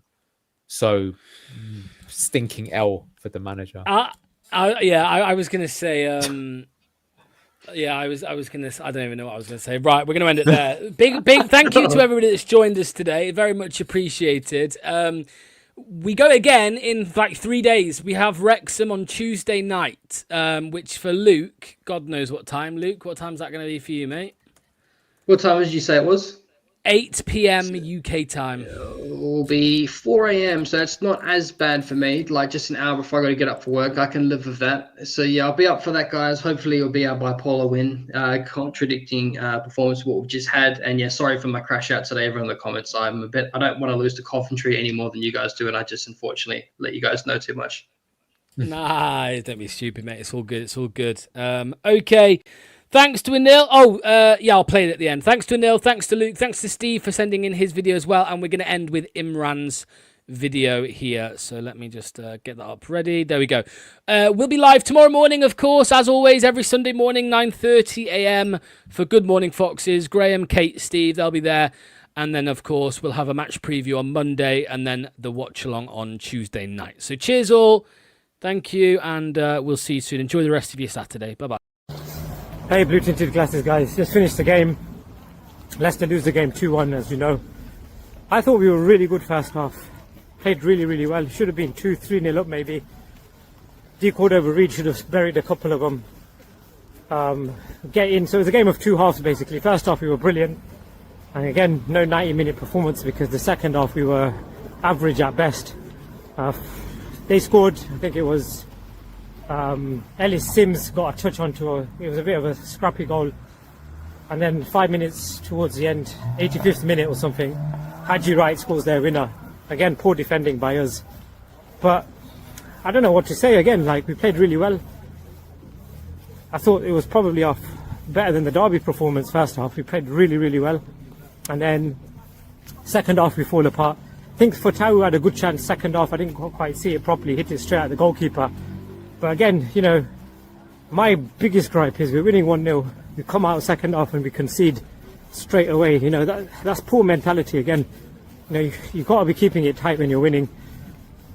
And then story of our season, we're too brittle. Just can't defend, man. Luke Thomas, I thought, played shit again. Pereira as well.